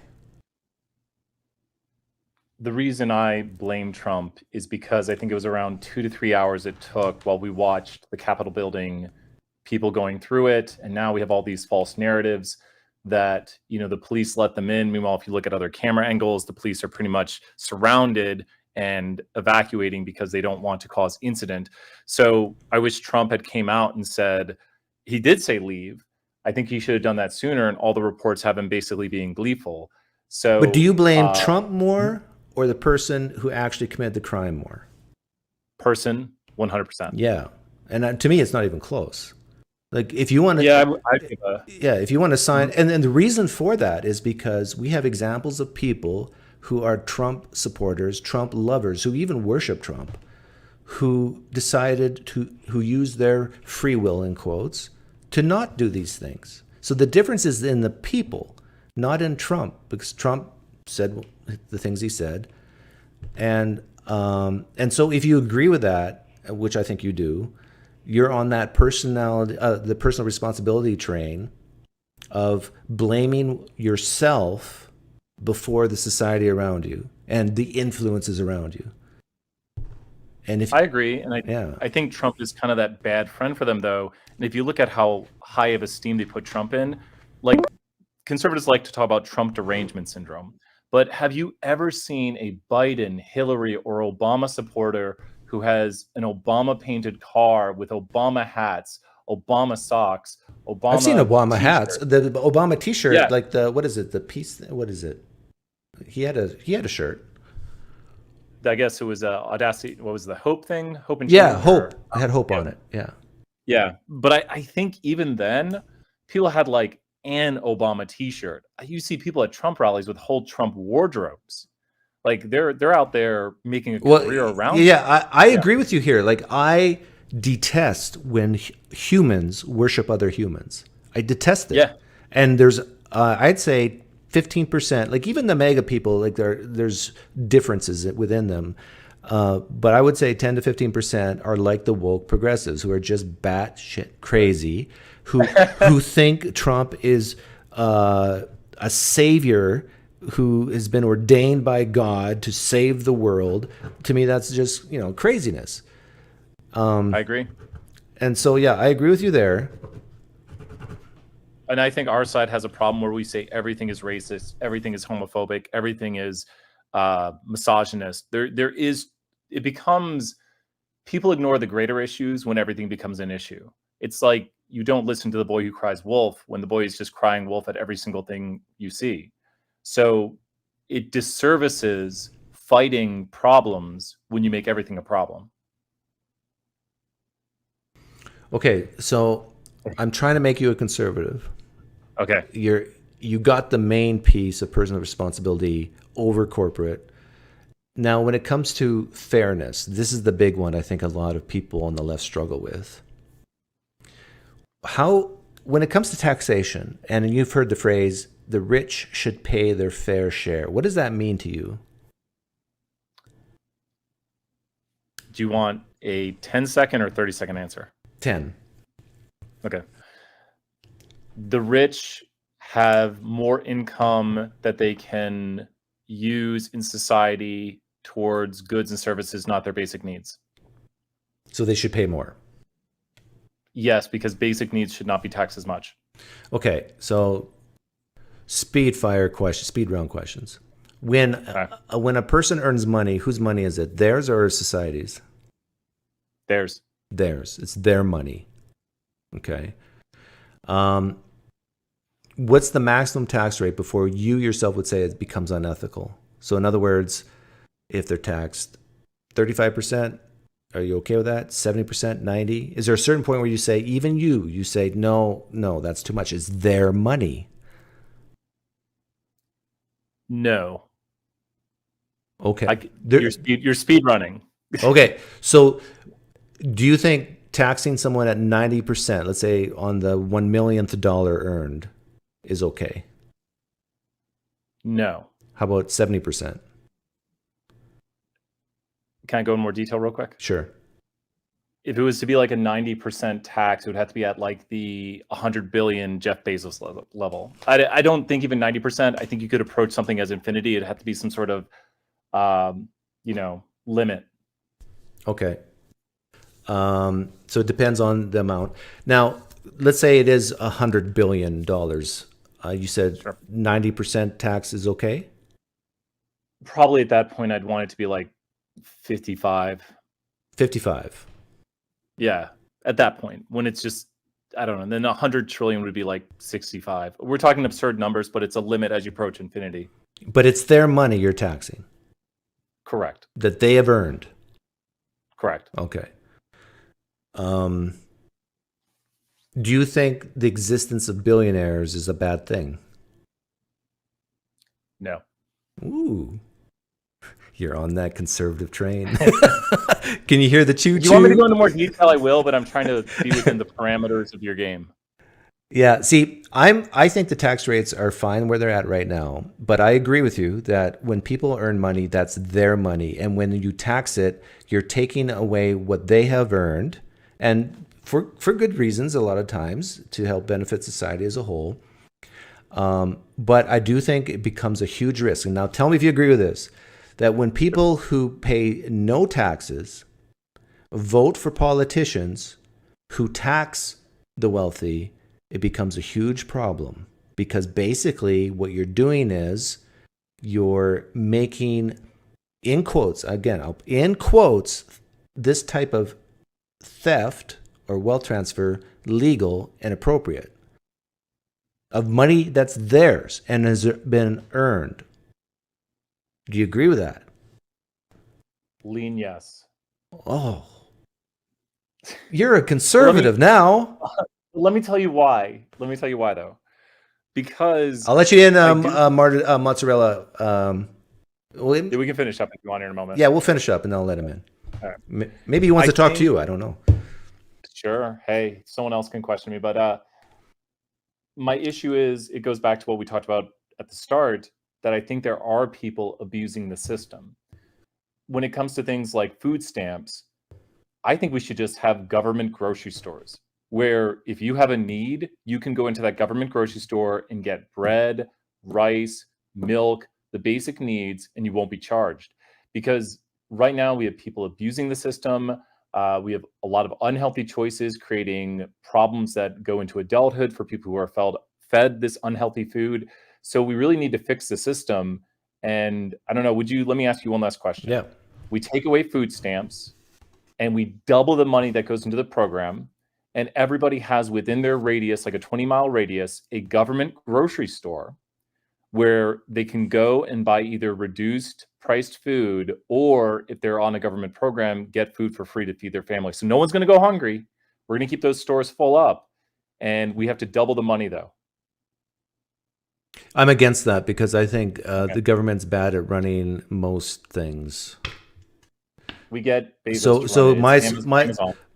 my solution is take away food stamps and let the Catholic Church take care of the needy, or the Protestant Church, or the Mormons, in other words, I think private charities can do a better job at accountability and truly helping those who need it versus the scammers out there. I think you would save so much in fraud. Yeah. But anyhow, it was fun talking to you. And the next time we talk, I'm going to say, welcome, my rational conservative friend. Well, I will try to pick a screen name that goes along with that. Thank you, Doug. See ya. Okay, call in. He's ready here. The Big Cheese. Are you in France right now? No, I'm back. You're back. Okay. I'm back to the greatest country on earth. Yes. Amen. Except when it comes to cheese, France is better at that, actually. Better than Wisconsin? I don't think so. Well, on average, right? Your average French place. France just is moving to the right, I think. Most of Europe is moving to the right because of immigration. They are. It was a big deal. There was while I was there was a massive demonstration in the southeast of the city of Paris against sort of the Marie Le Pens of the world. Yeah, and I've also heard rumors that his wife is actually a dude. Have you heard that rumor? Macron? But we won't get into that. That's above my international political pay grade. No, I had a question. Yeah.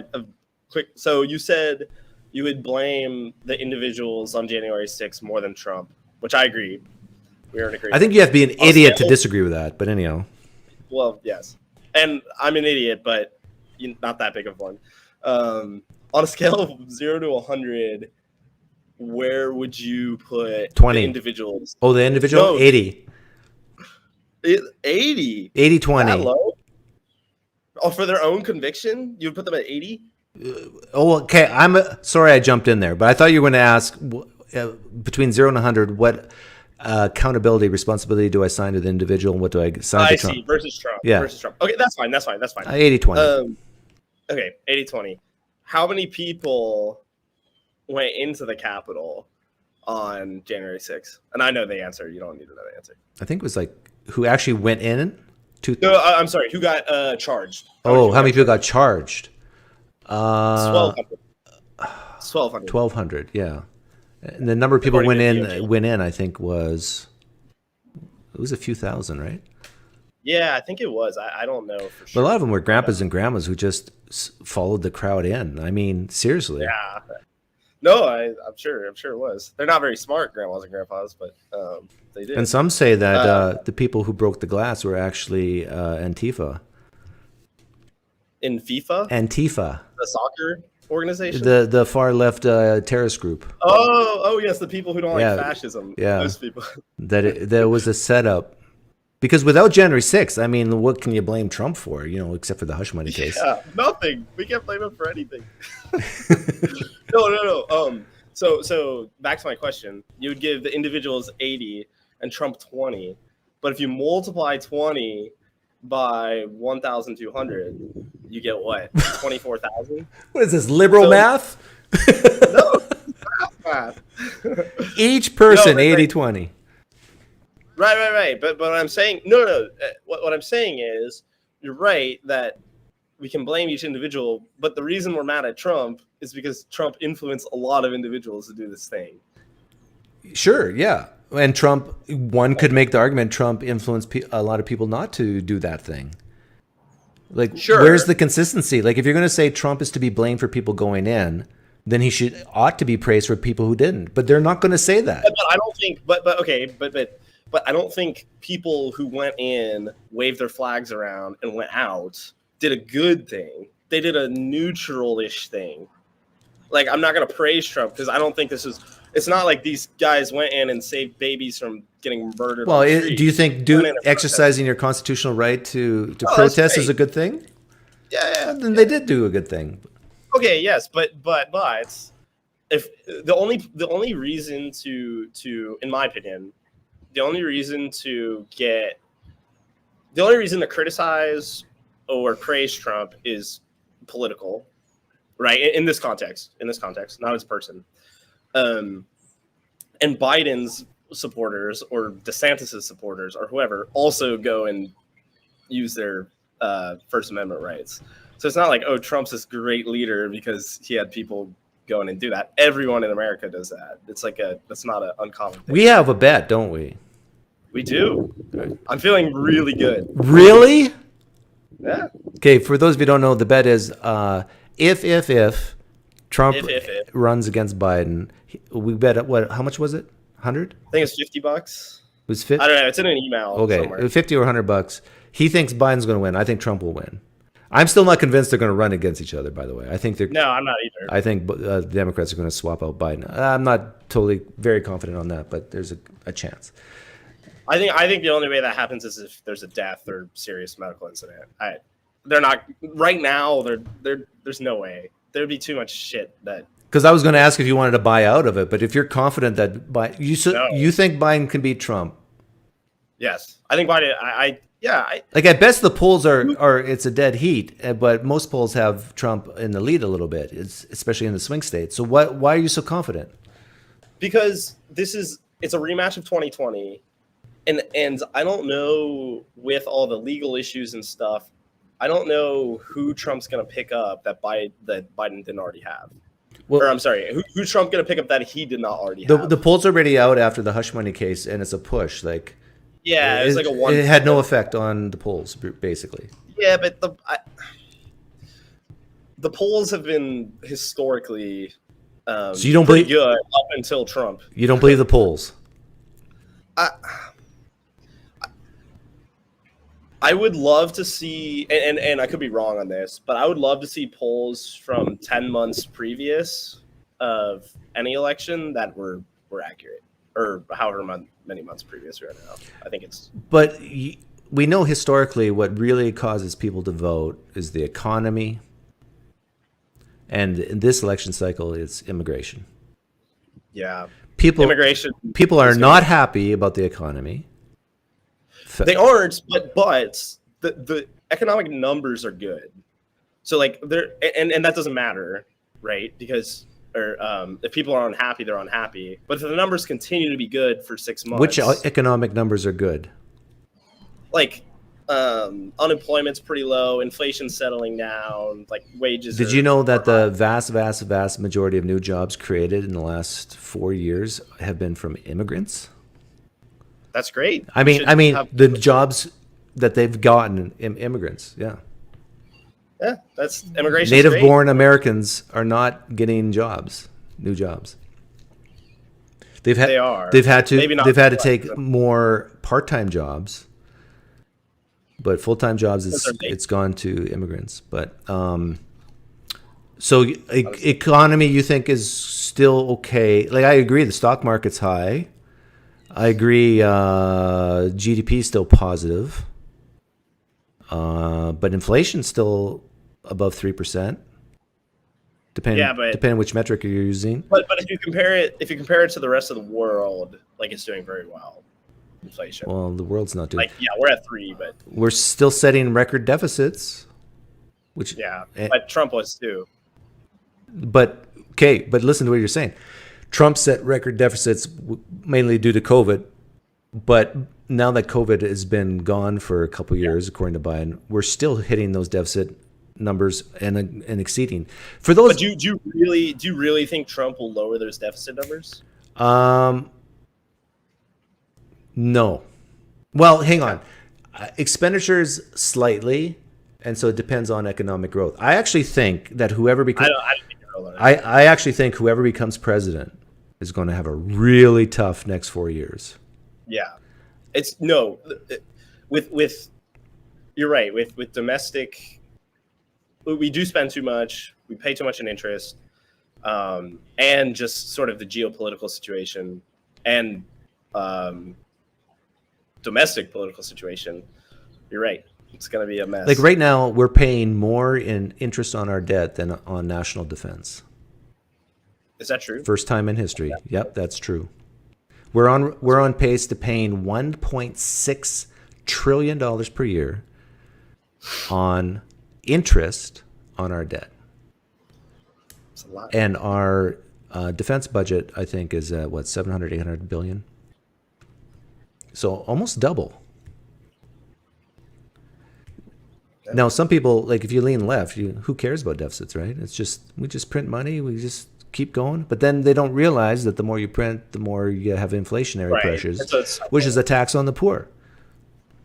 Yeah. And no, I'm not. I agree. Like if there was a fiscally conservative option in this 2024 election, I might be more inclined to vote for them. But there isn't. Like Trump has proven not to be a fiscally responsible president. Yeah, the question is, will the administration and will the party be? That's the real question. Right. Yeah. But again, Republicans, like, on the local level, they probably still are more fiscally conservative. But like in Congress, like, I don't know. For me, it feels like they have been their agenda has shifted towards culture war issues, which are not financial in nature, and just like trying to halt the current administration, which every losing party does. So that's not. But you and I agree that Republicans are still better fiscally than Democrats, right? As bad as Republicans are, there's on average, probably, but define better. Like for me. The best party fiscally is the one that gets the most value per dollar of taxpayer dollars, and I don't know if the Republicans depend. Like some of them might be But like Matt Gaetz and Boebert and these nuts, like no, they, and I just think that's the way the party's going. Well, I don't know. What do you think about that? What do you think about my definition of fiscally responsible? I don't like it because I actually think that, well, not that I'm disagreeing with it. Like, if you're going to have tax money, you should use it as efficiently as possible. But yeah. I think the goal is to reduce the responsibility of government as much as possible. And this is the difference between left and right. And so the left feels sorry for people, and so and a lot of them are evil atheist types who have replaced the God of the Bible with the God of government, and so now they need, and then a lot of them have mental health issues, and so they're always full of anxieties. And so if we don't have a safety net, then how am I going to get up in the morning? No, Doug. More of them have diagnosed mental issues. Trust me. There's plenty on the right with their mental issues. Like I, in order to answer the question, who's better fiscally, Republicans or Democrats? One way you can answer that question is to look at a state by state level. Yeah. And if I were to ask you, which states have the most debt per capita? Which states? Probably the states with the biggest cities. Right. Well, actually, District of Columbia is number one, which is not a really state, but they have the highest. Then New York, Democrats. Connecticut, Democrats. Massachusetts, Democrats. California, Alaska, Illinois. North Dakota is Alaska's not Democratic. Isn't it? Well, it's a purple state. North Dakota is the first real red state. And it's number 3, 6, 8 on the 7 on the list. Okay, so it could be. I'm not going to argue with you that like how the parties run their books isn't a huge part of that, but there could also be mitigating confounding factors as well. So I'm not gonna say like, just because there's 8 out of the 10 top debt states are blue states, that automatically means that it's a causation. Well, no, but people on the left, Democrats, tend to be more compassionate and lovey-dovey, and they want to help the poor. And so as soon as you want to help the poor, it's going to cost more money. And so, and then when there's not enough money coming in, you can't cut things, because then it will hurt real people, and so you take out debt. Do you think the government should help the poor at all?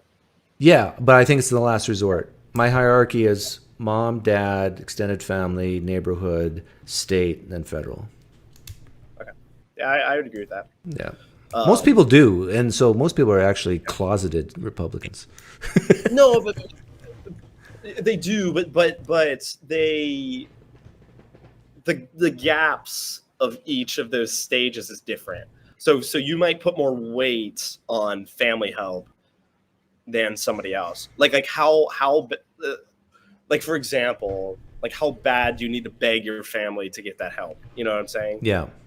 I think that's what people would ask. Well, the thing is, like, if this is going to sound very arrogant and egotistical and judgmental, but if every family in America were like mine, the need for government would be very, very low. Sure. And the thing is, I am not saying you need to be super wealthy. That's not what I'm saying. What I'm saying is, if you only have sex or procreate, and when you are in a stable home with an income, the need for government just plummets. Yeah. Yeah, and then it can focus on things like defense and education and even education. I don't think the government should be involved at all. At all. You don't think there should be? You don't think the government should at least set standards for private schools? No, I think the private industry could set standards. Like, what's the purpose? The main purpose to gain education. Of course, there's many purposes, but the main one is to get a career, right? Yes. It's good to to be able to think, critical think. Of course, that's all good. I'm not saying it's bad. And develop weapons. That's number 2. So it's very easy to have standardized tests, for example, of math or whatever, to get into certain jobs, and the private industry will say, "Hey, you don't meet the standard." VeganGains wants in. Do you know who that is? I have no idea. Who is it? VeganGains. Is this the VeganGains? Yeah, I'm going to make the room bigger. You just stay here. All right. I'm going to laugh if it's the real VeganGains. I have a feeling it can't be, but anyhow. Let in. It is the real VeganGains. Welcome. It is the real VeganGains. What's up, dude? What are you doing listening to this little puny little channel? I lurk around, you know. Well, welcome. I watched you. Was it? Have you been on YouTube 10 years? 15? Yeah, I think it's over 10 now. It's like 10, 11-ish, something like that. Yeah, I've been on since 2016. So that's 8 years. Yeah, but I remember, watching you and getting some tips and advice on making gains. You and the Hodge twins. Goddamn right. Yeah.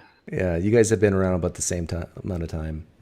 Oh, hang on. Let me make the screen. So what brings you here?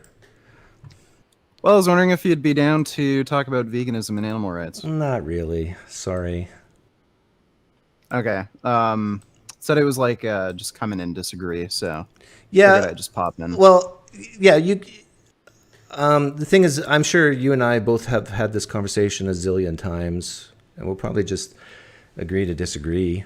All right. Any political topics you're down to maybe discuss, like Israel-Palestine, firearms rights? I don't know whether or not trans women are women, stuff like that. How about the firearms rights of Israel and Palestine? Can we talk about that? Sure. Yeah. I'm not. Yeah, sure. I'm not too familiar with that. You want to give me like a breakdown? I have no idea. Well, I'll say this. Do you agree with this? I do not think Israel's committing genocide. There's a. Oh yeah, they're absolutely not. Okay, so we're agreed there. Yeah. If you look at the militant versus civilian casualties, Israel's highly discriminately killing Hamas and avoiding civilian casualties. We know all the, methods they use to minimize civilian casualties, like roof knocking, sending out QR codes, safe zones, and they're also facilitating aid to move through. I don't know what. You'd have to have a really weird definition of genocide to claim Israel's committing a genocide. So, based on your answer there, I think you and I are agreed on the whole Israel-Palestine issue. Can you say? Wait, question. Can you say Israel is like doing bad things without necessarily them doing genocide? Well, you could. I think the most valid criticism of Israel is their occupation in the West Bank. But otherwise, I see them acting perfectly benevolently. And the issue in the West Bank is like pretty complicated too. Perfectly benevolent. Okay, so I think any government acting perfectly benevolently is like a big red flag. Okay, like what? Like what's your grievance with Israel? I'm not saying Israel. I'm just saying like I think I think if you're saying government is acting perfectly benevolently as like a positive adjective, like that to me as a freedom-loving American is that's pretty. That's not a good thing in my estimation. Like, I mean, there are some bad actors everywhere, but as far as the institution itself, like again, aside from maybe issues with the occupation in the West Bank, as far as their treatment of Gaza, I think they're acting perfectly reasonably. So, VeganGains, what I like about you is you're kind of like me because you're dead inside, like I am, and so.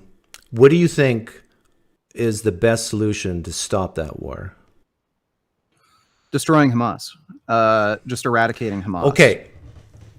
Now, given that they use humans, civilians, as shields, are you okay with destroying the civilians? Yeah. So look, I think Israel should use reasonable methods to reduce civilian casualties, and I think they are. By all accounts, they are doing whatever they reasonably can. If you look at comparable wars in dense urban combat areas, again, the militant to civilian casualty ratio is highly comparable to like the U.S. military, the invasion in Iraq, Afghanistan, and the militant to civilian casualty ratio is actually far better in many circumstances compared to the U.S. Yeah, I agree with you, and I think there's the best, well, not the best way, but the most effective way to actually stopping the war is, tell me if you agree with this, is to actually target civilians. No, I don't see how that would be. Okay, because there's a huge, and I'm not saying that this should happen, but I'm saying if you're looking at pure pragmatics, if Israel made a policy that for every one Israeli killed, will kill 100 civilians. So for every one civilian killed, we kill 100 civilians. So let's say there was 1,000 killed on, what day was that? October 6th. We kill, let's say. It was about 1,200. Yeah, 1,200. So let's say 120,000 civilians. And we start with the families of Hamas. Now, this would be a global outrage, but I actually think that it would be more effective in stopping the war, because by killing Hamas and then taking out some civilians slowly, what you do is you end up creating more radicalized Palestinians who end up replacing the Hamas that you killed. Are you saying that would help end the war faster? Yes. I have a good How name would for that that help policy. end the war faster? The same way. If you're the same creating way, more Hamas members. No, I'm saying you're not creating more Hamas because you're killing more people, civilians off. So in other words, I'm saying it's similar to what the United States did with Japan in World War II. Okay, well, Japan in World War II was a very different set of circumstances. They were worried that the war would wage on for much longer than it would otherwise if they didn't use nuclear bombs. And it seems like one of the motivations for using nuclear weapons was to disincentivize Russians from creating like another hot war. But they targeted in Europe. civilians, though. Yeah, they did. Yeah. And again, Japan ended up surrendering immediately after. Right. But now, do you think Hamas would immediately surrender? This is what I'm proposing. That I think just like Japan immediately surrendered after they've seen 100,000 people being wiped out of their civilians, do you think Hamas would surrender if they saw that? No, because that's they exactly what they want. They're in a death cult. They're Islamic jihadists. So they believe that if they're fighting to while committing jihad, they're going to get 72 virgins in heaven. Do you think So they if really anything, believe that'd that? Probably motivate them even. Oh yeah, A lot of them do, I think. No, they absolutely do. It's hard for like you to believe because it's so Yeah. stupid, but they genuinely believe that. Dude, they strap bombs to fucking children, like Hamas. So you can look at photos of them doing this. They get like 7-8-year-old kids to put bomb vests on, and then they send those kids out to hopefully blow themselves up around a bunch of Jews. So ironically, Hamas maybe would not be against that policy because they would get a free ticket to heaven. No, Well, I don't think. I don't think Hamas is. I don't think Hamas is upset too much by the amount of civilian casualties in this war. I think like VeganGains was They saying, deliberately try to increase civilian yeah, casualties. it's about the propaganda battle for them. No, that's not to say that. That's not to say that Israel is clean of all crimes too. But like, how are they supposed to fight this war? That's the biggest question to me. Is like, do you think Israel should be fighting this war? Which obviously Why people not? say yes. Right. Well, Yeah, absolutely. I They agree. need that I national mean, security. Yeah. But then the question is like, how should they fight this? And I don't think. I want to be clear that I don't think that idea is good, but I think pragmatically. I was going to say I'll call it terrorism. I think That's what pragmatically, like how many people live in Gaza? Was it 3 million or something? It's 2 million. 2 million.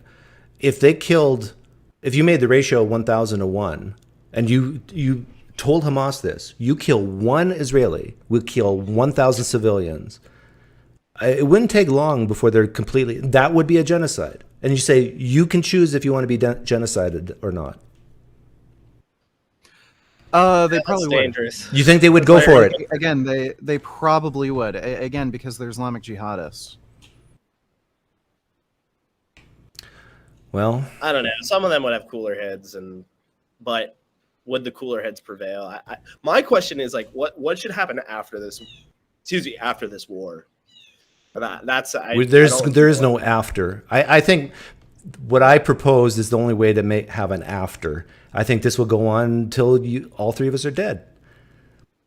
No, I think what should happen after the war is they should try to maybe make negotiations with the Palestinian Authority in the West Bank and see if they can maybe create a secular, less radicalized government. I believe, and I think we should do this in the US and Canada and everything too, have a denazification sort of strategy where you try to ban Islamic jihad. So like the idea of waging war to promote Islam, get rid of any kind of religious, just basically ban religious beliefs that talk about Islamic jihad, waging war with other nations, allowing for slavery, things like that. How can you ban a religious belief? Well, they did it with Nazism. So you could say Nazism is a pseudo-religious belief. Nazis were actually literally trying to create their own unique religion, get away from Christianity. But yeah, they banned Nazi ideology and any Nazi symbolism in Germany to denazify the area. I think you can do a similar thing and ban Islamic jihad. So put out different versions of the Quran that wipe out phrases like jihad, waging war against other nations, mentions of slavery, things like that. I'm against that, I think. Radicalize that. I'm totally in favor of it, and this is a big pet peeve of mine. In Canada, we have hate speech laws, which I'm in support of. I don't think hate speech should fall under free speech.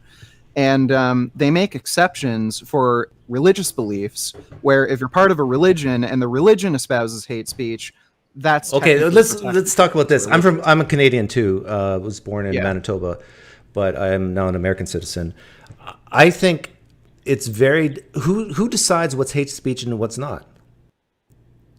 Well, there's a very easy way. So there's a very easy way of determining what is and isn't hate speech. It's anything that could reasonably be expected to incite violence.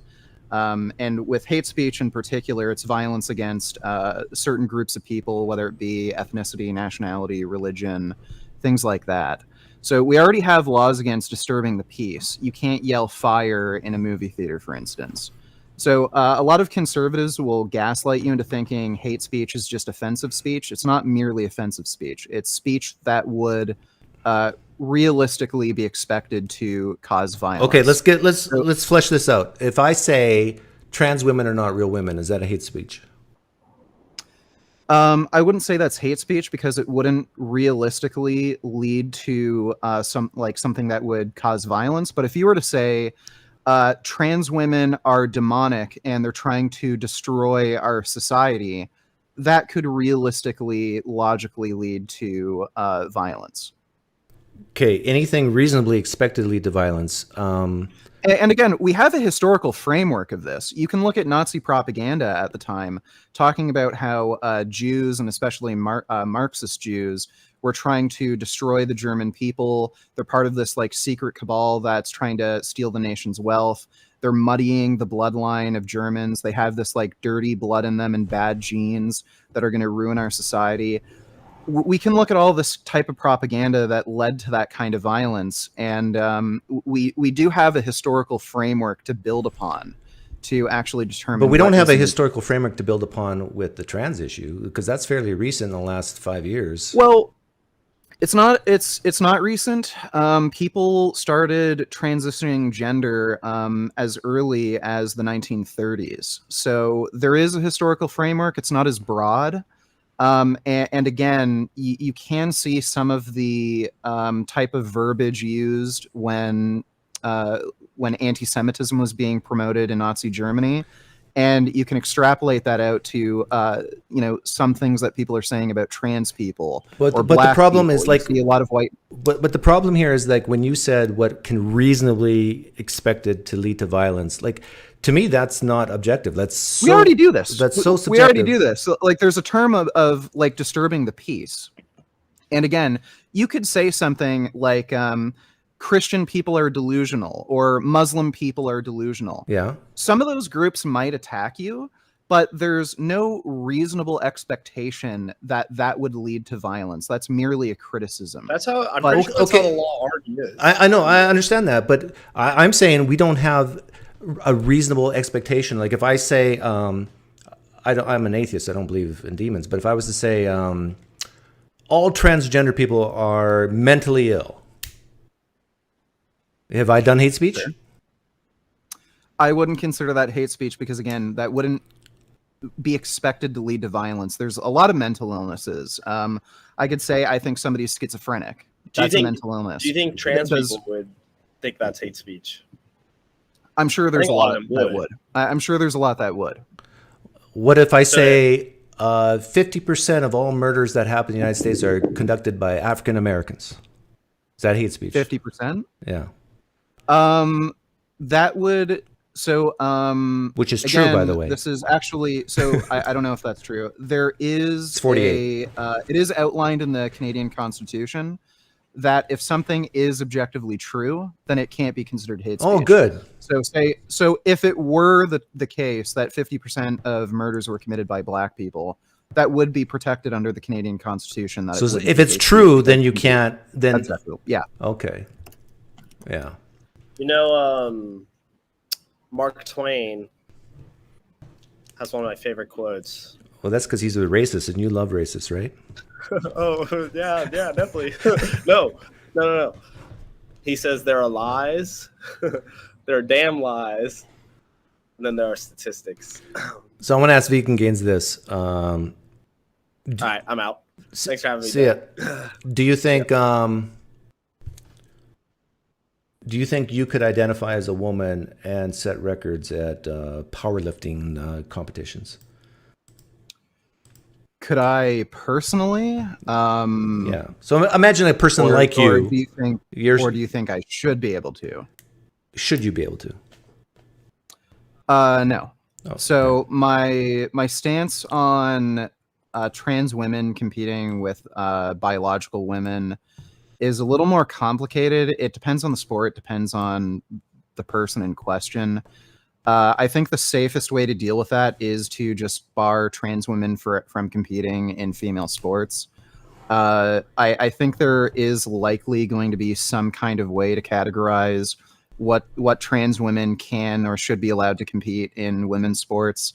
So they're already trying to do this by allowing trans women who've not gone through male puberty to be able to compete in women's sports. And it seems, according to most of the data, that if you don't go through male puberty, you don't have an unfair advantage against biological women. Women's sports is really a weird, complicated issue when you look at things, because the most male females, again, sex is defined by sexual traits. So if you have a lot of testosterone, like that's a sexual trait, you can still be classified as female, but that is a male trait. Women who just produce more testosterone and are more male are going to have a huge advantage. Yeah, exactly. So, I agree with you. But yeah. I would just say that make it simple. Just all trans women are not allowed in female sports. Yeah. Just make it a blanket thing. I wouldn't necessarily be against that. I think that's the safest way to go about things. And the whole trans women competing in women's sports, I think it's a bit overblown. I think for things like high school sports or elementary school especially, sports just aren't at that competitive level where you're fighting for money, fame, anything of like real value. So I think it's important to have inclusivity in, at least in the public school system. I don't want to, create an environment where, oh, you can't do this because you're trans. Sports, it builds friendships, relationships. It helps build cooperation between people. And I think those are valuable skills, for people to be functioning members of society. When it comes to collegiate sports or professional sports, that's where I think the conversation should really be had if we should ban trans women from competing. Yeah, I would ban all the way down to, like, if you have competitive sports, even in elementary, boys shouldn't be playing with girls. Even in elementary? Yep, even in elementary. Like, are you aware that there's video out there, and I encourage you to watch it, of age 8 track and field competitions, and this is all prior to puberty. Boys are dominant over girls in track and field events, speed and strength, even before puberty. Yeah, but like, what's being lost if we allow a trans woman, like, or a trans girl to compete with other girls? Like, what's being lost exactly? Well, for example, let's say you have a daughter and she has a breakaway towards the net in soccer, and then this boy, who's saying he's a girl, comes from way behind, outruns her, and takes away the goal, and now she's sad. What's lost is basically feelings, and what's gained is feelings. Like, I think a lot of this is just feelings-based, but if you're going to err on the side of feelings, why not on the side of the cis feelings over the trans? And this is what I call feel sorry forism. A lot of these issues is because there's certain people in society who feel so sorry for trans people that they're willing to say, we don't feel sorry for the biological girls playing. Well, again, if we look at this holistically, say, what grade would you be in if you're 8 years old? Like, that's like grade 2 or something? 3, I think. 3? They're not competing for money. They're not competing for fame. Maybe they do have like competitive interests and they just like to win. A lot of people have that. If we allow the trans girl to compete with the other girls, everybody can play the game and have fun. Just because you lose, it doesn't mean you can't have fun and your life is ruined. Well, but hang on, you don't know that. Regardless, you don't know that. Well, imagine Caitlin Clark in grade 3. You know, you're not going to win. You're not going to win every time. I know. So, I know. But hear me out. You know who Caitlin Clark is, right? She's that woman who's changing the WNBA right now, and she's like a freshman, a rookie in the WNBA. She's a white, straight girl, and she's been getting a lot of press lately. Imagine her in grade 3, and she's playing basketball because she loves basketball, and this boy is playing with her, and she's so devastated by how this boy is dominating her on the court that she gives up on basketball. You could say that about the other girls who get dominated by this girl who's extremely good at basketball. Good point. But here's the difference. The difference is that the disparity between girls within a certain sport is nowhere close to the disparity between boys and girls in that same sport. I'd have to look at some of the research when it comes to disparity on prepubescent children. I don't know how large that disparity is. Like, I used to work as a photographer, and I attended jiu-jitsu events. And at junior level jiu-jitsu, so when you have kids that are like between 5 and 10 years old, there's not enough people to fill the class, so they actually get girls and boys to compete with each other. And this is just anecdotal, but I've seen girls beat boys. I've seen boys beat girls. I don't think there's this massive disparity like there is with adults, where, like, if I were to go into a powerlifting meet with a bunch of women, I'd absolutely fucking destroy them. If I were to box or fight a girl in MMA, like, she'd probably die. But I just don't. I'm not expecting to see that kind of disparity. And another aspect of this is, I think there's a total of 8 confirmed trans girls or trans women competing across all elementary schools across the entire United States. I think there's only 8 or 9 confirmed cases. So I just don't see this being such a widespread problem that we need to, completely exclude trans girls from competing in elementary sports. But what's the harm in excluding them? They can still play with the boys. Okay, well, there's a lot of potential harms, like bullying, for instance. If you have some, like, this is the society we're living in. A lot of people don't understand transgenderism, and they think it's like, oh, you're just super gay and you're a bitch or something. So you're going to have a trans girl go into the boys' locker room, get bullied and harassed, like people are probably going to pick fights with this person because they're probably not particularly physically skilled. Like especially at an elementary level, somebody who's trans likely isn't really super competitive in thinking about professional sports. You know, like I was raised by hockey parents and I was headed to the NHL. Like I was really good, really competitive.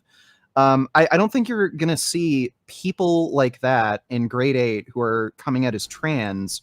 Like the likelihood of them being super uber competitive, really like just, you know, alpha dominant in the class and really reasonably being expected to, you know, compete against other boys when they're trans, they're trying to be more girly and feminine, and then you have to deal with all this extra bullying and harassment when they really just want to fit in with other girls. Right, and so the answer to my question was basically the feelings of the trans person.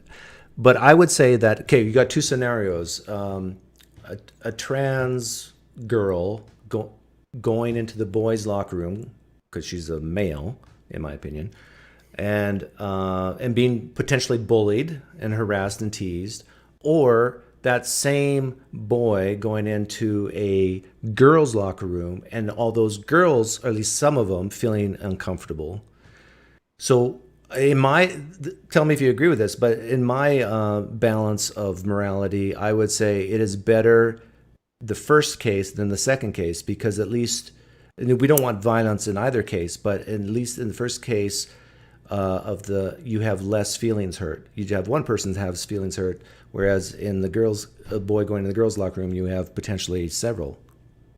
Well, like again, why would a trans girl who's 8 years old, why would that hurt anybody's feelings? No, it hurt her feelings if let's say she had to go in the boys' locker room, is what I'm saying. Right, but like, how are girls, like cis girls, having their feelings hurt if the trans girl goes into the? Because they don't want to undress in front of a boy.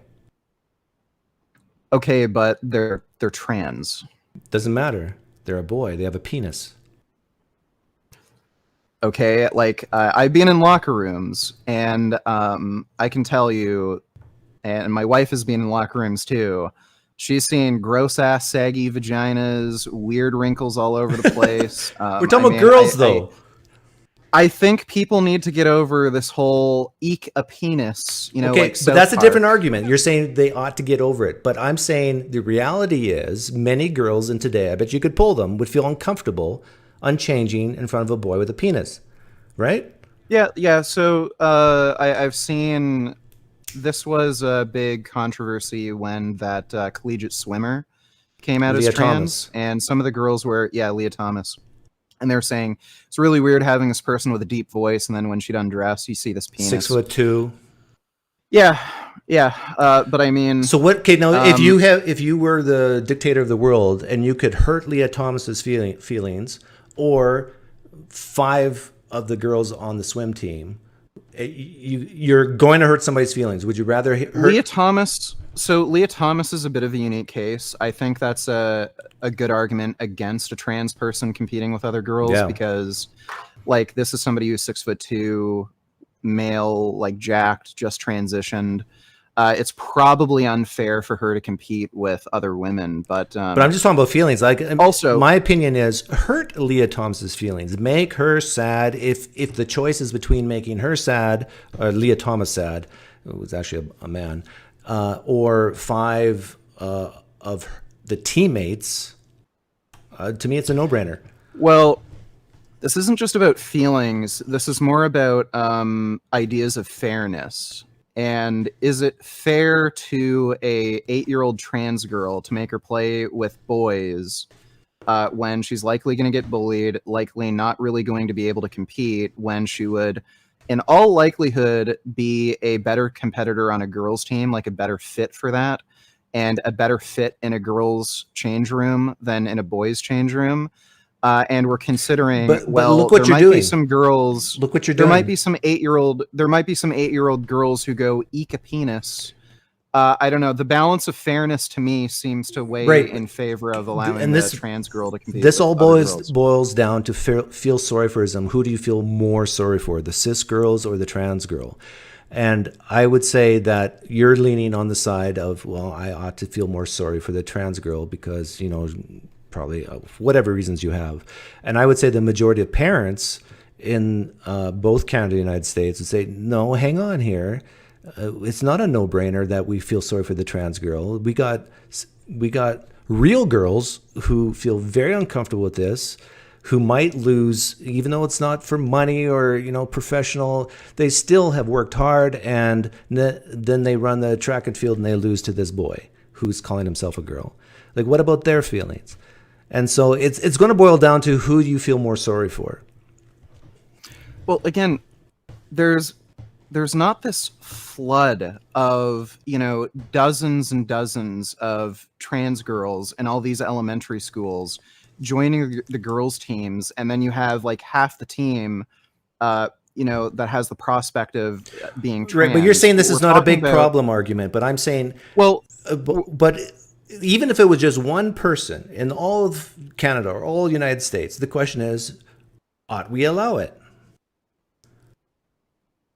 Yeah, and I think we should. Like I'm saying, the balance of fairness seems to be in favor, at least on the elementary level, when no one's. But the balance of fairness isn't, because we're now talking about one person versus a whole group of people. If you were a government or a dictator and you had it, and you're taking the consideration of the feelings and the emotions of everybody involved, you would not side with the trans person. But the reason why because it's 1 versus 5, let's say. The 5 outweigh the 1. Now, of course... Yeah, but what's the grievance with the people involved? So, like, the other 8-year-old girls on the girls' basketball team. Like, what's their grievance? Either the changing room issue or even just the being dominated issue. But then you could make the argument, you could say to me, well... Where are all the trans 8-year-olds dominating? But Vegan, you're going back to that this is not a big problem. But I'm saying, let's imagine it's just one case. It's not that it's a big problem. It's that the problem doesn't exist. Where are all the 8-year-old trans girls dominating in 8-year-old The problem doesn't exist? girls' teams? Well, I don't know about 8-year-old, but I could give you footage of, I think, 10-year-olds, 12-year-olds. Like, have you seen it? I think I've seen one high school trans athlete who was running way faster than all the girls. It was a 400-meter, right? That girl also went... I think so. Yeah. That girl also did go through male puberty and decided to transition later. Not if he's 12. Probably not. Well, at least not all of it. Well, that person wasn't 12. That was high school, so they would have been like at least 14. Again, if we're talking about elementary school, again, they're not competing for money. Most of these kids really aren't seriously competing and have zero prospect of becoming professional athletes or getting university scholarships or anything like that. Even when you're talking about high school level, there isn't any, like, if we allow a trans girl to compete on a girls' high school basketball team, there aren't any scouters for these universities who are going to be looking at the trans girl and going, oh, well, let's give her the sports scholarship. So no one's losing anything. Well, sure, and, yes. The only argument I'm definitely, really seeing especially if you're talking high school now. I mean, the sky's the limit. There are scholarships available to, let's say, the top 6 people going into universities. And if, let's say, you're number 6, a girl coming out of high school, and you're beaten by a boy who's claiming he's a girl, and he gets the 6th spot, and she gets now 7. Well, she loses a scholarship. They're not getting athletic scholarships. The collegiate, I think they outright banned trans athletes in all collegiate sporting programs in the U.S. anyway. So they're not getting athletic scholarships. Well, if they did, that's great, but that didn't used to be the case. Okay, well, it's not now. So considering there's no risk of them losing athletic scholarships, like, again, the only argument I'm hearing is eek a penis. Like, oh, girls don't like seeing a ball sack because it has those wrinkles on it. Yeah, and you're saying that's a bad argument? Yeah, I mean, have you don't seen you some don't vaginas? you don't care about the feelings and emotions of cis girls? If their feelings and emotions are eek a penis, no, I don't. Okay. Well, I'm more sympathetic and empathetic than you are, I guess, because I do, say I can understand that. Well, look, there hasn't been a single reported case of sexual assault or rape committed by a trans girl at any elementary Are you school sure about or that? high school. There hasn't been one single reported case. There was one that was falsely reported in the media, but when they tried to fact check, I don't think they could have. I don't think they even found a single trans person even attending that school. Yeah, I'm not so sure that's true, but even like you would have to see a rape before you would change your mind on this issue. Well, again, I'm sure there have been rapes that have occurred at high schools, but again, considering that there has not been one single recorded rape or sexual assault committed by a trans girl against a cis girl at any elementary or high school, I don't see like why the eek a penis argument really holds any weight. Like well, there's no danger to anybody. It's just somebody why does being the trans grossed out by a certain set of genitals. Why does the trans girl being bullied have any weight? Well, because that's actually affecting somebody, but in the other case, the cis girls are not actually affected by seeing a penis in their change room? No. You don't think so? No. I don't see how they're actually affected in any meaningful way. I know you and I are atheists, but imagine this evangelical Christian-raised girl going to a public school and then seeing a penis in the bathroom. I mean, you don't think she's going to freak out? I'm sure she'd freak out if she saw a gross, wrinkly vagina with a huge clit. Like true. Either way, but she's going to freak out because she was raised in a very conservative household. You don't care. Cares? You don't care about conservative children? No. Who cares? They can get over it. They can get. Hey, the trans girl can get over it. Well, look, this has been careful. This has no. Well, this has been an issue in Canadian public schools. There's been a movement of Muslim parents that have tried to make it so their Muslim girls who are wearing the full niqab don't ever get any male teachers. They can only get female teachers, or they can't sit next to male students or do any work with male students. That's been a contention in the Muslim community. So do you think we should make special rules and segregate, like make the sort of, segregations just because it might offend certain people? Well, there's definitely there's definitely fuzzy lines, but I think the sex distinction one is the easiest one to enforce. It's the easiest one that throughout history there's a reason why we have women's bathrooms and men's bathrooms, and why we have women's change rooms and men's, and women's sports and men's sports. And I think this is more of a clear one. But you kind of tipped your hand because you've shown that you actually have higher expectations over cis people than trans people, because your attitude was, oh, get over it. You saw a penis, you saw a wrinkly vagina, just get over it. But with the trans girl, you can't say that. Oh, they're staring at you in the boys' change room. Get over it. You feel sorry for trans people. It's not just staring. It's things like bullying, harassment, and there have actually been cases of sexual harassment against trans girls in high school.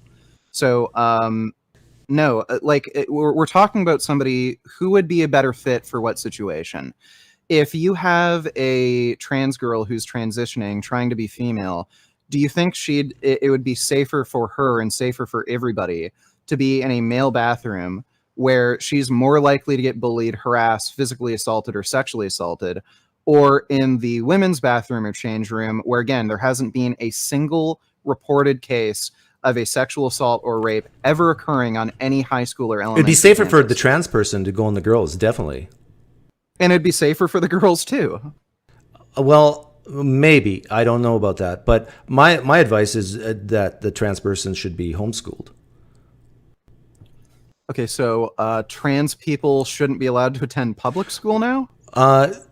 No, they can. But if I was the parent, I would say, no, stay home. Let's play it safe. Okay. I mean, I'm fine with homeschooling in cases where people are getting severely bullied. Yeah. I think I probably should have gotten homeschooled, not because I was being bullied, but because I just hated attending public school. But that one trans person who got killed recently in the United States, who was bullied, like if I was the father, it would not have happened. Well, if I had seen my kid getting bullied like that, I definitely would have homeschooled the kid and maybe tried to find some other high school or private school where she wouldn't get treated like that if she really wanted to attend classes.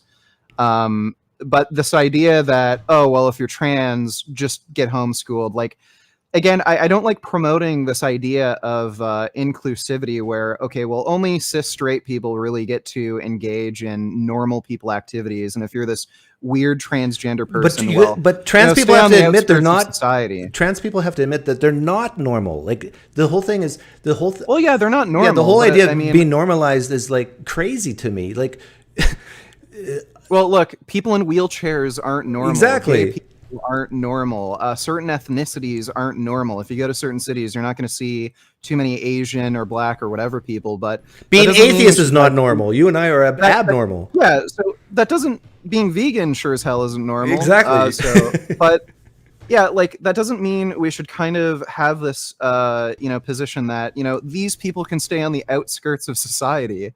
I don't know why you wouldn't want to just include more people and show more goodwill to a greater variety of people, as long as they're also willing to abide by reasonable social norms where they're not reasonable bullying social people, norms, like girls being in girls' change room and boys being in boys' bathrooms. That's a reasonable social norm. Norms. Well, by social norms, I mean like not bullying people, not attacking people, things like that. Yeah, I'm against bullying, although there actually is some scientific research that a little bit of bullying is good.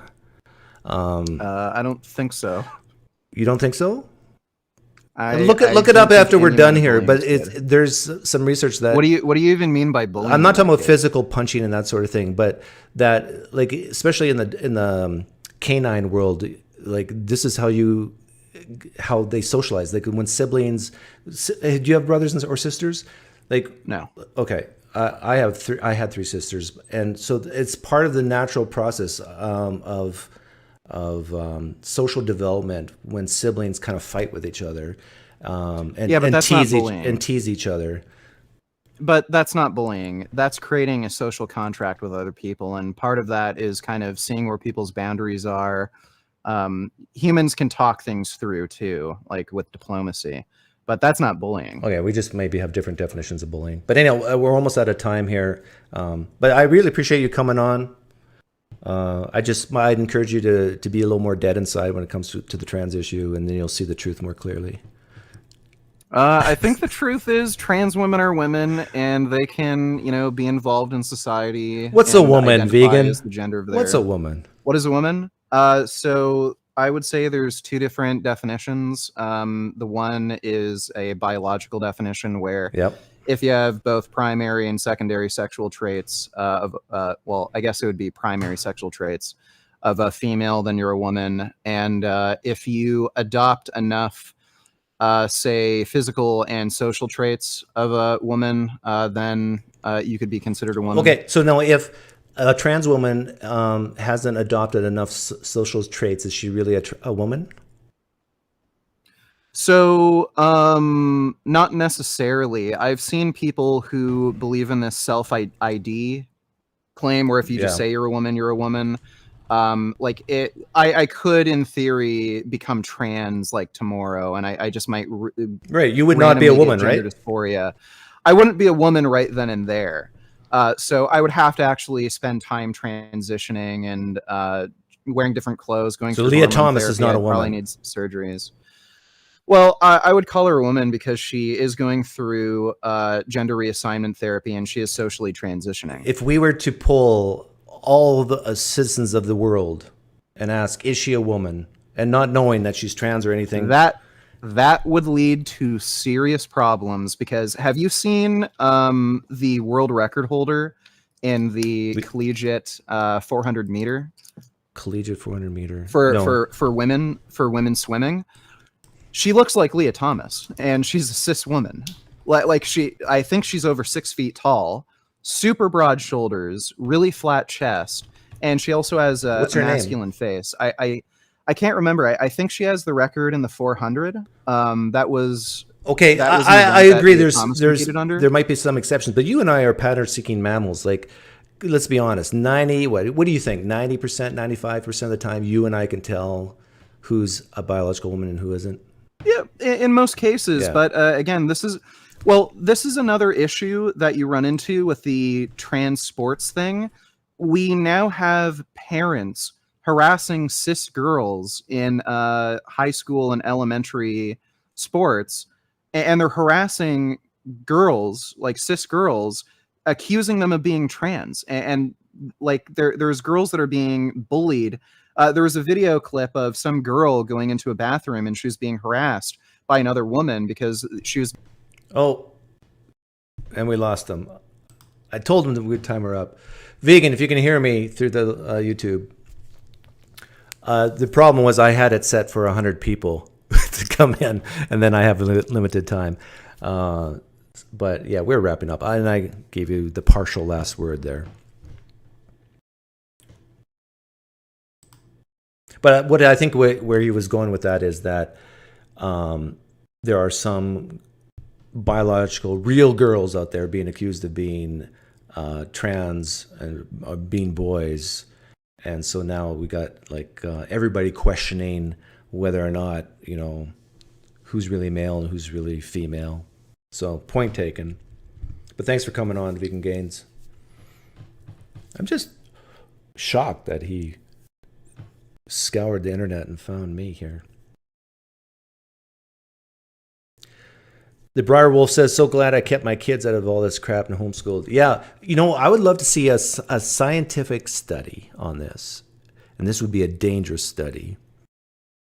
And on how many homeschooled kids end up being trans or non-binary even, or gender fluid. And I'm not saying it would be zero, but it would be far, far lower. In fact, you could even control for religion and say we will only look at homeschooled atheist kids. And if you think that they don't exist, they do. Could we find 1,000 atheist homeschool kids or 10,000 atheist homeschool kids in a population of 350 million in the United States? I think we could. And then what percentage of them are trans, non-binary, gender fluid? They've been homeschooled their entire life.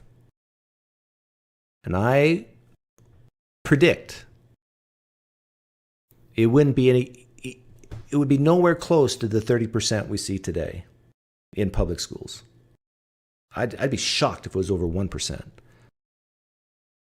So the point of that study would be to show that the vast majority of this is social contagion.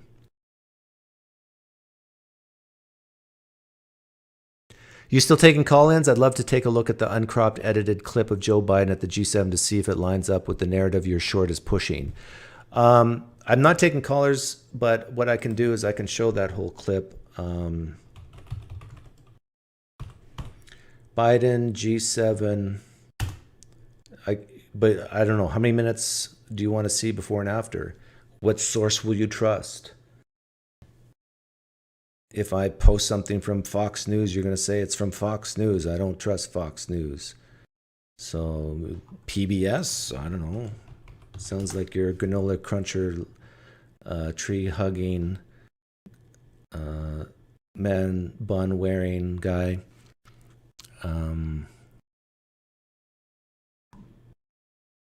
Thing is, a lot of the left-wing media won't cover that.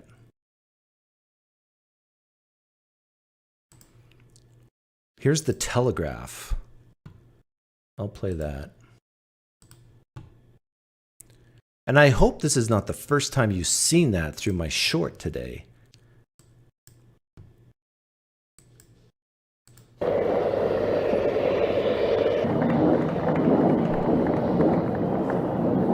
This is from the Telegraph.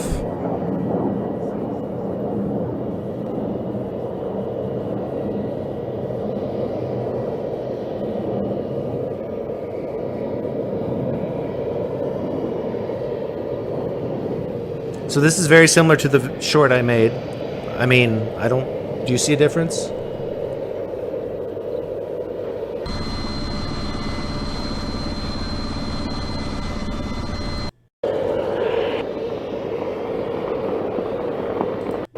Parachuters come down.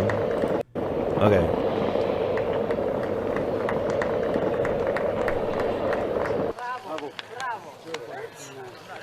Joe Biden.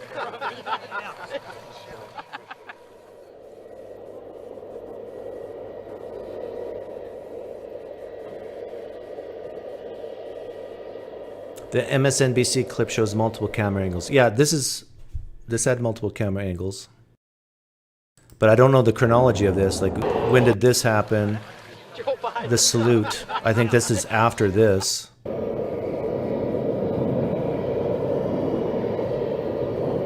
Assuming they made this chronological.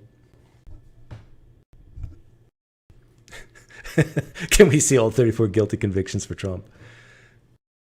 There's I was on Discord the other day, and there was a guy who's claimed to be friends with a judge in, yeah, here in the United States, and he said that usually the 34 is lumped into one, like that was ridiculous.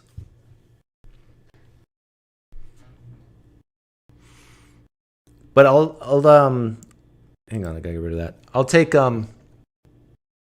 I'll read questions from the chat. I'll focus on the chat now. My two sons were homeschooled all the way through school, and they were red-blooded American men. There's nothing wrong with red-blooded American men. We need more red-blooded American men. The pendulum needs to swing to the other side. That's the thing is, there's a lot, getting back to the trans issue, a lot of people think that there's some nobility, there's some virtue in being trans or non-binary, and it's almost esteemed and felt so. No, it isn't. Like, as a parent, you do not want your kids even to be gay most of the time. I mean, as an atheist, as a naturalist, I believe that we have evolved for this proclivity to bloodlines, to I value my kid's life way more than anybody else's life. My own family's life way more than anybody else's life. And so when your kid comes home and says, Dad, I'm gay or whatever, the parent's still going to love that kid if they're good parents, but there's still going to be some heart sinking there. Oh, the probability of me having grandchildren is now lower, like only through maybe surrogacy or anything like that are you going to get bloodline. I mean, this is the truth. The truth hurts. That most parents, the vast majority of parents, do not want their kids to be gay, do not want their kids to be trans, do not want their kids to be non-binary. This is why so many people feel sorry for them, is because they know this and they feel bad. But that doesn't stop the reality of it.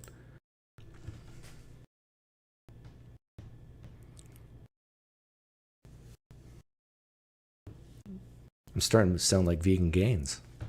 So dead inside.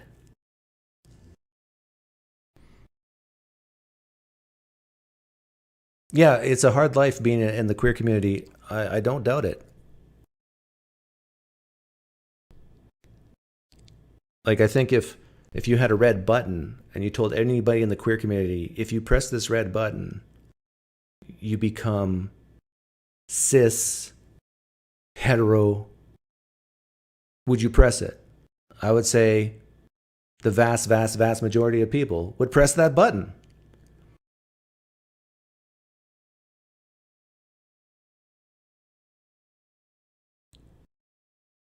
Why are American men so toxic? Asked the man in charge. It's probably because they're not girly men like you.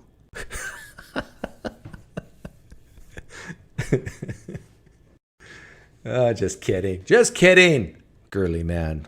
How toxic a phrase. And sorry, VeganGains, I didn't want to talk about the vegan thing, but it's going. You and I both. I'm sure of it. I've seen you do it. I mean, You could have that debate by yourself, back and forth. You know what I'm going to say before I say it, probably.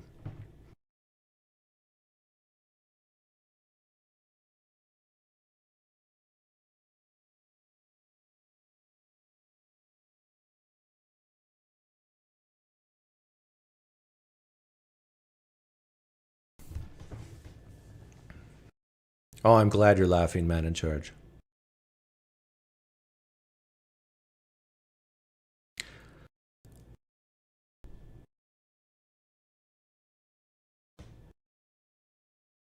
And I know I have a lot of gay, not a lot, but I have some gay viewers who listen to my channel. And I don't think they necessarily disagree with me. I think they know that what I'm saying is true, that their own parents are a little bit disappointed they're gay. Just a little bit. I should have talked to Peter Boghossian about this, because both his kids are gay, he said.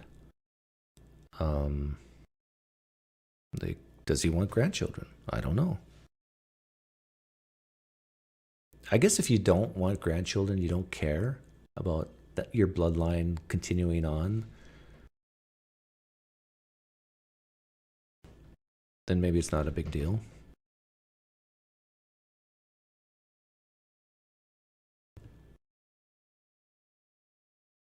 But like, my wife and I were both infertile, so we had 2 kids through in vitro fertilization, and adoption was a big option on the table for us because we're both infertile.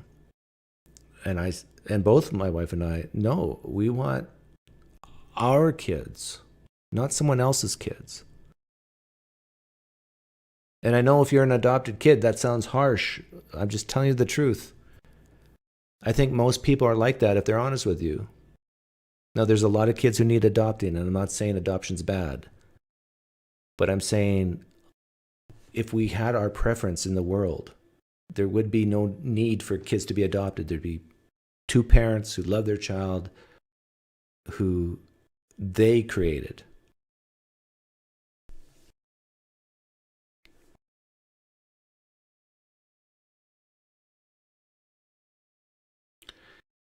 Damn Bigfoot asks, why do gay accents exist? It's because it's just so much fun talking like a gay person. And it's not wrong to talk like this. It's just a different intonation. See, a real man says buttocks. Look at the buttocks on that gal. But a gay guy says, that is exquisite buttocks.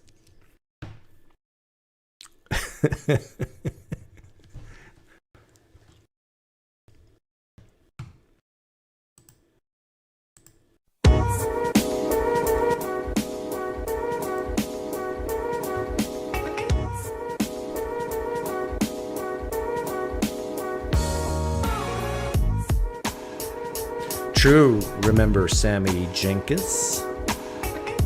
Ultimately, it's up to the parents, not the grandparents, whether they have grandchildren. I am the king of sweeping generalizations.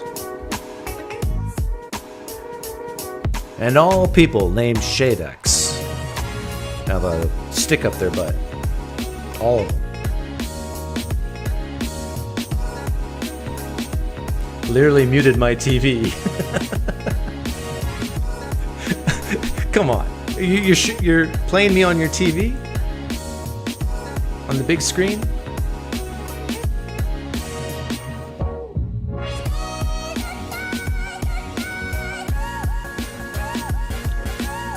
Jamie just views me as a toxic, masculine man. So for Jamie to hear me talk like an effeminate gay guy, it perturbs her. I understand that.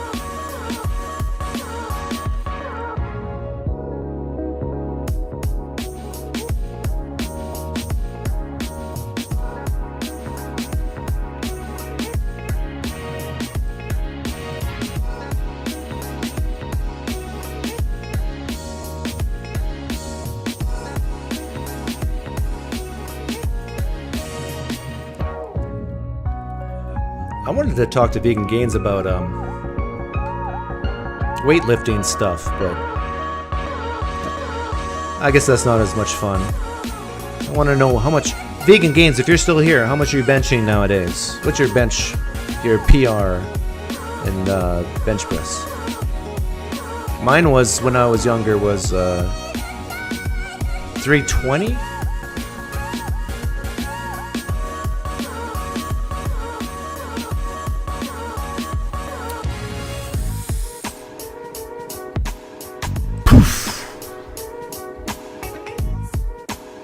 Was a darn good show, as the Hodge twins would say. Thanks for hanging out.